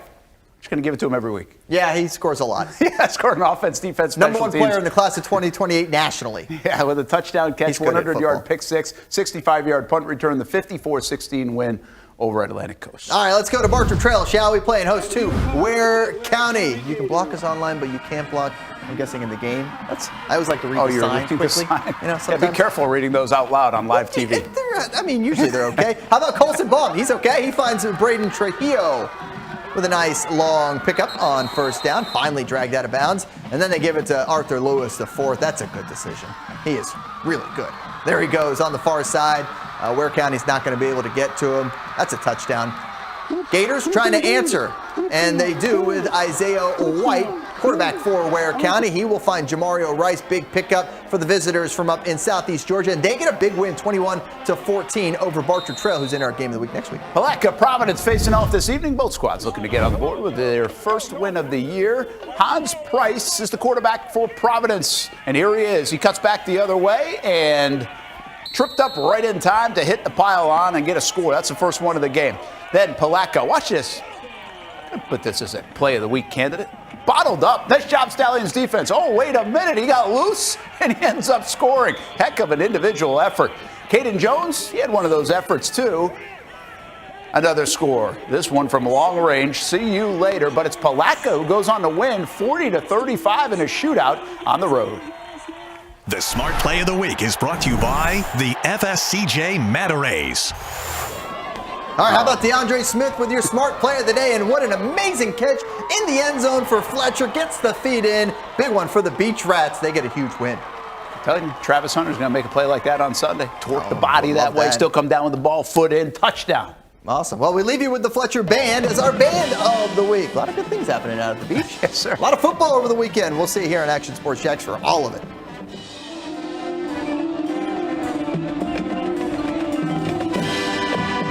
Thanks for watching Action Sports Jacks Friday Night Blitz, sponsored by Whataburger, just like you like it.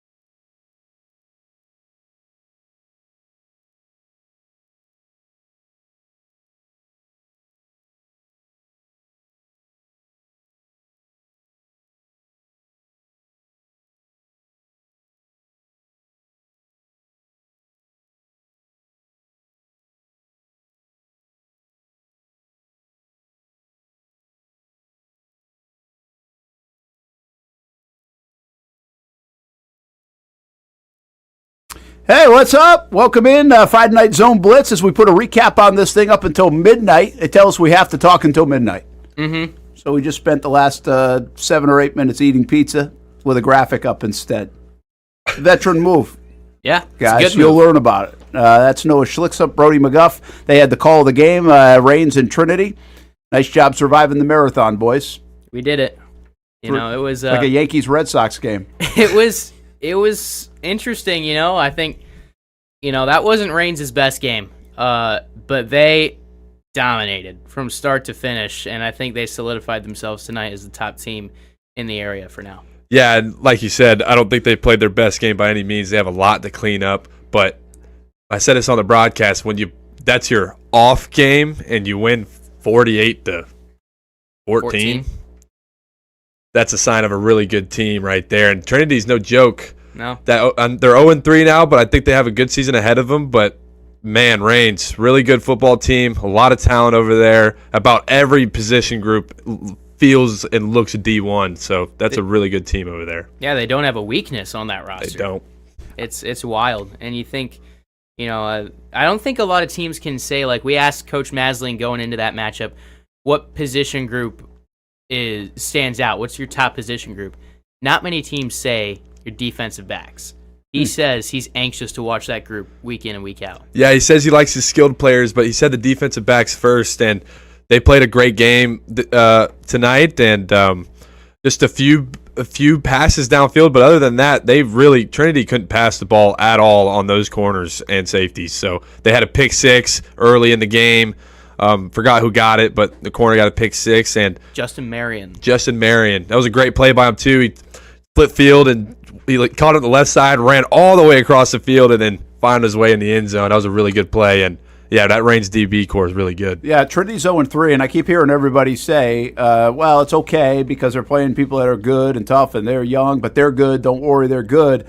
I mean, are they good? You know, that's the question. Are they good enough in their classification later on? I guess probably to make some hay. But if you're going to win like a state championship, even in that classification, or threaten to do so, then you got to be good.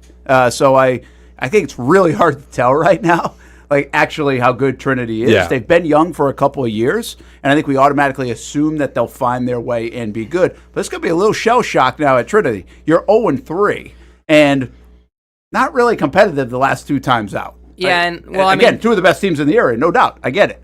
But still, there's a long way to go. Depends. Like, if you're talking Trinity standards and, you know, what we were used to for such a long time with them, it's not a state championship team. But you got to remember, they only have 5 seniors starting. Yeah. And that's in total. They have 11 seniors on their team. This is a group that's progressing. They're young. I think they're going to be really good in a couple of years and get back to that level. I think they have that in them. But this year, can they compete, get a couple playoff wins in their classification? I say yes. The bones are there. They have a solid team. They can move the ball.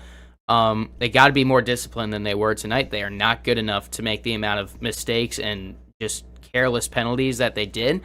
But it's a team that they are skilled. They are talented.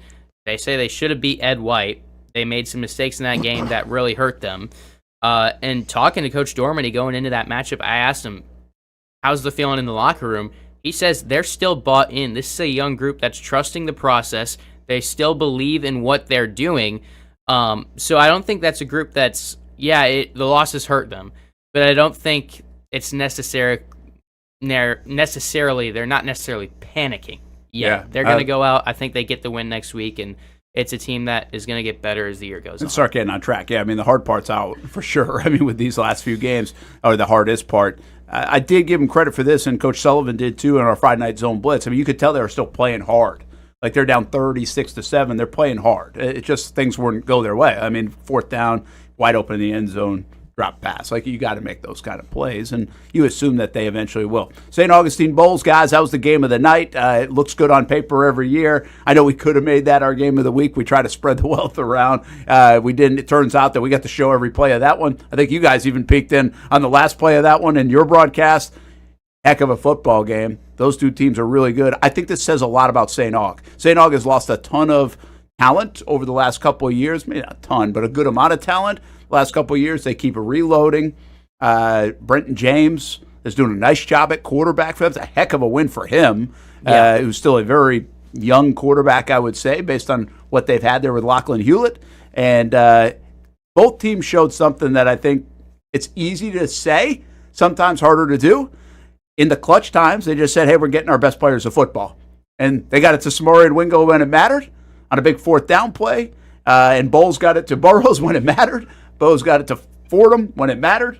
But at the end of the day, a touchdown to Fordham actually got called back. That ends up being the difference in the game, and St. Aug wins 40-35. Heck of a football game. I can't wait to go back and watch that. If you had every play on the zone blitz, I'm watching that. Every play from the second half, late first half, and then into the second. And that's all you need to see. But it was a back-and-forth game. I think you question a little bit St. Aug's defense. We had Brian Braddock on last week. He called into the show, and I think they're remaking that thing. They got a lot of new pieces on defense. Bolles obviously very good. I think even Bolles will question their defense a little bit. I thought they got punched in the mouth a little bit.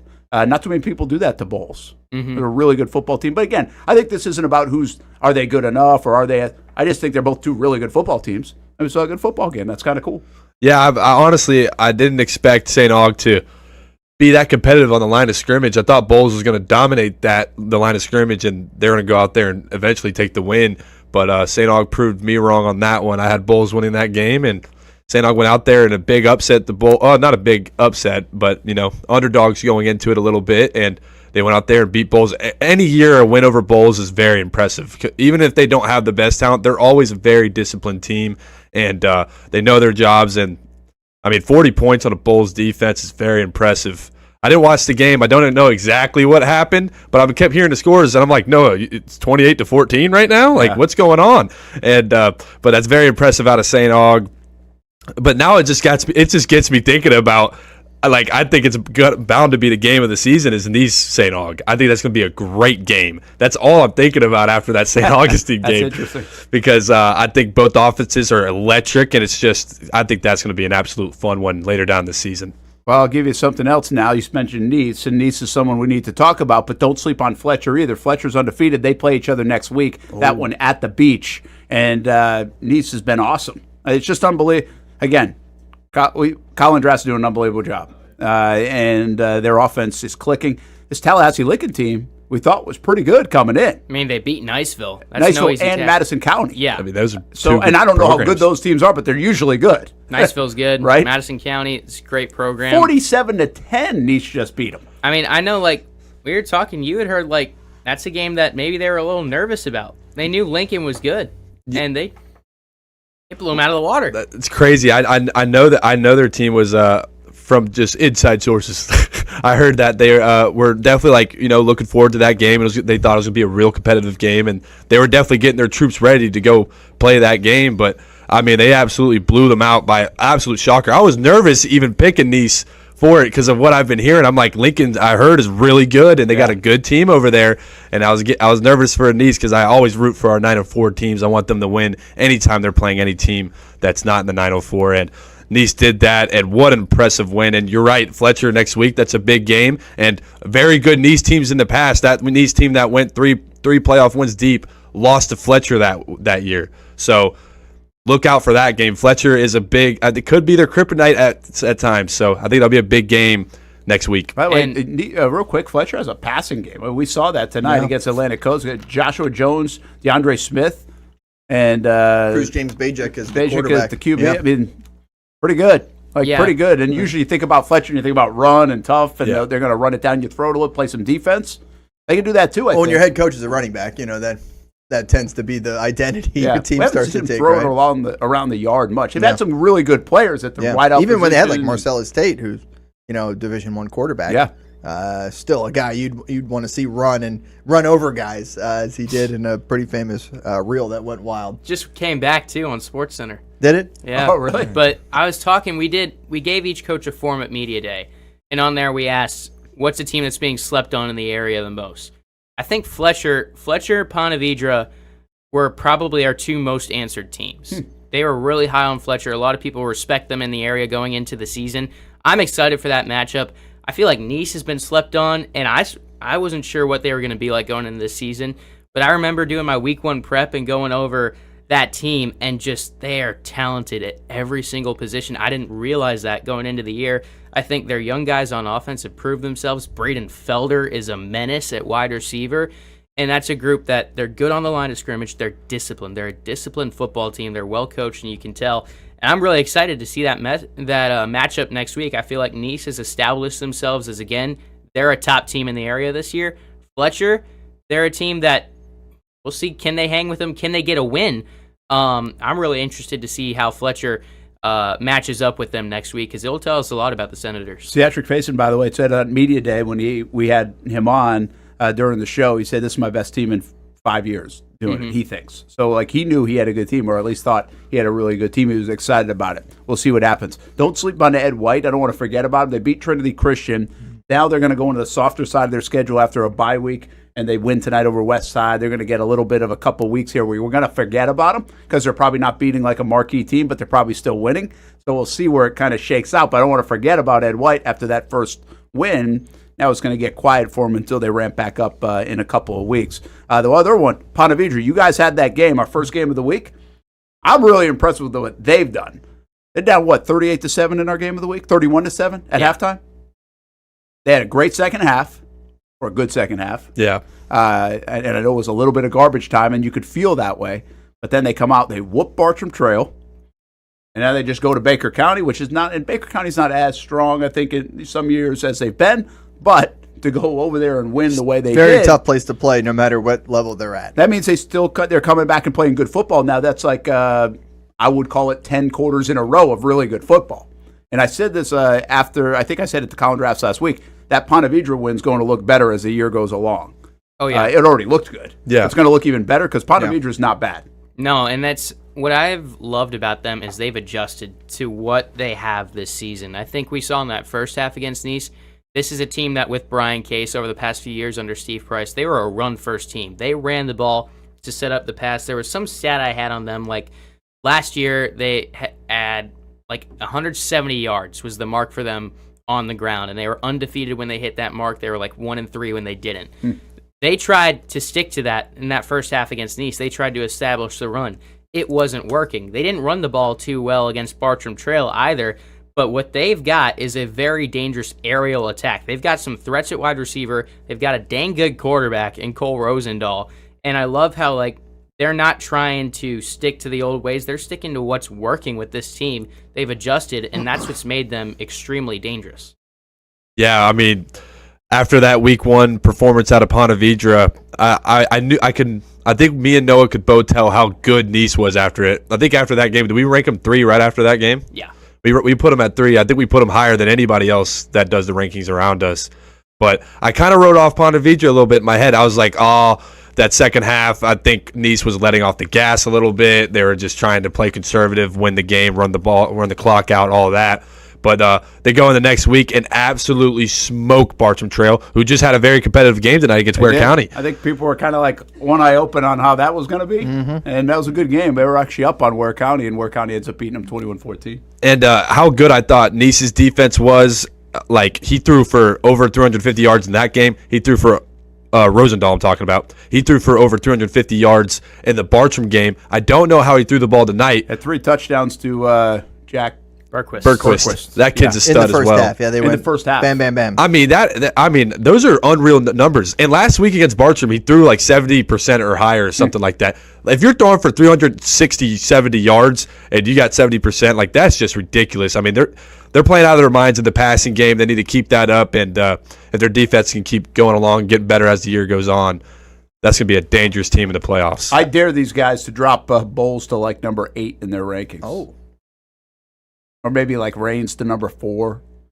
Just see what happens. Got to find out Monday night. Don't fall in line with everybody else. I mean, just kind of think outside the box. The discussions have been made. I think we have established that Reigns is going to be our number 1 Monday night. They've earned that spot. There's no reason to put them anywhere else. There are teams that we think could hang with Reigns. They could be number 1, but Reigns has earned that 1 spot. I think talent-wise, skill-wise, far and away the best team in the area. It comes down to discipline. It comes down to not getting 30 flags in a game. But yeah, I think Reigns is going to be number 1. But after that, we've had our discussions. Yeah. And Monday night. A lot of ways to go. Just got to tune in Monday night. You'll see. Blitz Breakdown, Monday night, 8 o'clock, right here on the Action Sports Jacks 24/7 network, part of our coverage. These guys all doing a great job, and keep following along as this thing starts to heat up and we figure out who are we leaving out? Anybody from tonight? Some scores. Bishop Kenny gets another win. Yeah, they win nice 35-14 over Tokoi Creek. They follow up a good win over UC and now another good win at home. I want to give a shout out to the outer reaches of our viewing area in Columbia County. So Columbia High School, the Tigers, they get a big win, 39-0, and then Fort White gets a 41-40 win over North Marion. North Marion, a perennial playoff team down there in the Ocala area. That was a fun one. Fort White and Columbia both getting victories here tonight. So we do follow our teams way out there in the West and way down in the South, by the way. I did put on the Game of the Week schedule for you guys, a nice Putnam County matchup here later on. Hey, Palatka got a nice win tonight. Palatka with a nice win, 40-35. Middleburg with a nice win over Clay, 28-27. Yeah, Coach absolutely. Wolf continues to do a really nice job. I'll give you another one. Yulee beating Charlton County. Yeah. Nice win. Yulee off to a 3-0 start. 19-12 that's in a nice that dub. one. I saw Clayton tweeted out the great fun fact. Palatka and St. Aug both won by identical 40-35 scores. Wow. Those are two rivals that played earlier this year. And 40-35. I don't know if it's a scoregami, but it'll work for sure. You guys familiar with scoregami? Do you guys know what that is? I have no idea what that is. He knows. I don't know. He'll tell you Well, I'm about a it later. stats guy. Yeah, he'll get you up to date. Sweet. You do get some weird scoregami scores in high school, though. Oh my goodness! I feel like it'd be really hard to get a scoregami in high school because everything's been seen used. it all. Yeah, it's all been seen. We saw it all tonight. That's for Yeah. sure. Creekside lose to Spruce Creek. Yeah, last I saw it was coming down to the end. It was 27-13. So That's not a bad show. I think that was the final I saw. And yeah. I was actually impressed by that because, that Spruce Creek defensive line is absurd. Last year they were extremely good. They returned a lot of players this year. And, Creekside's offensive line just has not been good to start the year. They've flat out kind of been getting bowled over up front. We're going to have a game next week, I guess is the point. It's Bartram and Creekside, always great. The crowd will be great. It's a great buzz. But let's be honest, Creekside's down right now. Let's test as our they try to internet figure connection this early, thing. by the way, because Is that at Bartram? I think it's at Bartram. Yeah, it is. It's gotten better. They say it's gotten better over there at Bartram. Has it? Yeah. I had 4 bars when I was out there last It's been time. dicey in the past. It I'll has just been say dicey that. in the It has past. been dicey. I've done stuff there where you literally move 4 feet to the right, and it's good. All right. I think next. I swear I've done shows from there. You just literally move that far. That's it. But yeah, that's our game of the week next week. Listen, it's a great rivalry, so it's going to be good. It'll be a good game. I think it'll be a good game. I think they're kind of in each. At least at this stage, it feels like they're in each other's weight class. I agree. You I know? think they're evenly matched going into the game, and their Like, strong Bartram's suits are probably different. better. Like I feel like it. With Arthur Lewis alone, Bartram I think would be better. I think talent-wise, maybe. But their defense, Bartram Trail's defense, they had a good performance, I guess, today. But, I think Creekside has the advantage on the defensive side of the ball. And I think Bartram, has the better offense this year. So I think it's going to be kind of a battle of those two units. All right, we'll see. You guys going to get hammered during that broadcast? You think by all the Bartram fans? For all the bias? We are unbiased. I'm going to be so unbiased. I don't care. We've been talking about it. It's couple easy for Creekside Brody. guys calling the Creekside bar. Are we going to update the one commercial where he's wearing Creekside gear? Yeah, Just Photoshop. Photoshop that one? Yeah. What do you want to go half blue? I was about to say split it in half. Split it in half. Brody doesn't know anyone on the team anymore. So I only know Jackson Earl because Oscar Earl was his older brother, and I played with them. Jackson's a good player. Oh yeah, I think he's a great player.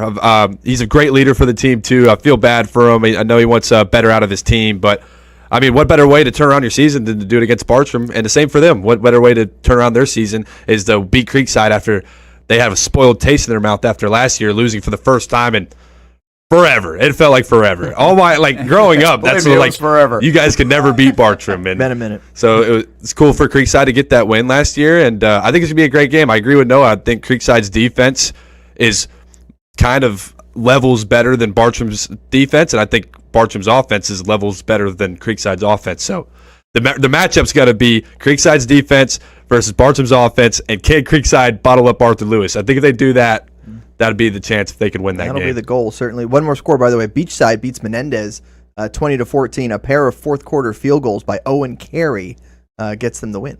Yeah, field we goal. almost showed Kicker that love. game. We did. That was, and I was well, told the one on good advice that thing's probably going to be a blowout. And guess what? Yeah, those guys, whoever gave me that advice, were not right. No, it was a close game that came and down actually, to the one end. that we went to was a blowout. That was Nease. We picked the Nease game instead. We did. And then another one I was considering was Clay Middleburg, which was a 1-point game. Middleburg 28-27 over Clay. We couldn't find that fifth game. Yeah, it was just we almost like went Bishop Kenny to Coy. Good thing we didn't do that did. one. Yeah, it was just a balance, right? Because you want to try and spread it out. You want to get something in Clay, something in St. John's. You want to kind of spread it out, which is why Beachside Menendez was in the discussion with that Lincoln Nease game. Yeah, we tried something different. We tried to go outside the We got area Bolles of Lincoln. St. Aug. We thought if that was a good game, the folks in Tallahassee would have been watching the show. I thought that was a great call. I thought it was going to be a really good game. I really did. But just didn't turn out that way. But, yeah, how about Bishop Kenny beat Decoy Creek by that much? Bishop Kenny is a real team this year. They got some players on that team. Their defense was really good. They have a great front seven and got a lot of explosive players on offense. Madison, the halfback, absolute stud. Watch out for Bishop Kenny this year. That's a good football team. Hey, Chandler, you got that picture of me from the Super Bowl? I'm going to surprise these guys for a minute. I want to see if they can tell who this is. We used it earlier on the show. I don't know if they were listening. Maybe they were listening to the show earlier on their way back.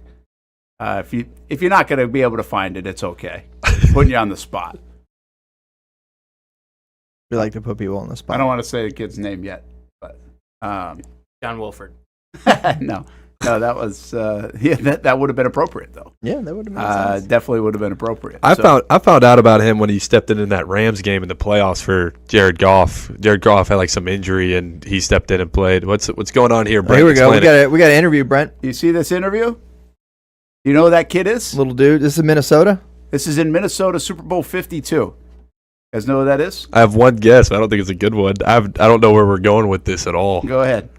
Is it Gunnar Rogers? It is Gunnar Rogers. What a call. My goodness. Wow. What a call. Where did that come from? Because they were just talking about Bishop Kenny, and we had Gunnar on the show, so I was like... So we did Committed to the Uncommitted, and I know one of his family members, and they said they sent me that, and I had no idea. Wow. We had interviewed him. And He's then we a got him great as Committed player. to the Uncommitted. Wow. And so... he's a stud. He he's got really East is. Tennessee, by the way, that he's going to visit, from what I hear, and also, obviously, Western Carolina's been on the radar a little bit. I think he'll find a place. For sure. But, yeah, he's a good football player. But that was fun kind of going back to see that one from Minnesota, Super Bowl 52. All right, guys, Monday Blitz Breakdown. Yeah. Get after it. We'll see the rankings. We'll see the picks. Hey, by the way, shout out to Weber, St. Aug. Big but pick for you. It evens out because of the Tocoy Creek. I was about to say, that was a bad miss on that one. I wish you didn't tell me that. But I'll take the ball. I'll take the St. Aug. St. Aug was a good one. Yeah. You went out there and got that one done. Yeah. So that's very good. Hey, tomorrow we have college football tonight as the Gators and USF play. Interesting. You see USF's quarterback suspended for the first half of that one. Oh, wow. That was Why? news that broke today. That, USF's? USF. So is Lachlan Hewlett So we're going to start? Lachlan? I would wonder. That's a good question. Or Marcellus. It's got to be a 904 guy. I actually didn't think about that when I wasn't processing that because I saw the headline come through. But yeah, according to I think Mark Long had that story that he was like at a frat house past curfew and coach suspended him for the first half. So yeah, you could see Tate. His coach didn't try to fight the frat house, did he? No, Tate so or you. Ron Zook running around out there. Yeah. So anyway, we got that tomorrow. We've got college football tonight at 7:30 on CBS 47. We have Action Sports Jax primetime, and then Sunday full slate countdown to kickoff. Jaguars post game show, game on Fox 30. Action Sports Jax primetime, and then Monday will be back to everything else, including the Blitz breakdown with high school football. All right, guys, we're in it. Yep. We're in it. We're in it. We are in it. A lot of stuff. More nice football job, to Chandler. come. We can't forget Chandler, man. Did a hell of a job again today. Chandler the man. Atta baby. Doing a great job. Brought the zone blitz into a live game. How about that? That was good. Yeah, man. And by the way, that was unprompted. That was just a call. You made the call. I like it. Superstar of the night. That's the play of the night. That is the play of the night. Yeah, shout out You to get a everybody behind Diet the Coke. scenes tonight. You probably drink real Coke. We'll get you a Coke. I drink Diet Coke. I drink Coke Zero. Yeah. Have a good weekend, everybody. Yeah.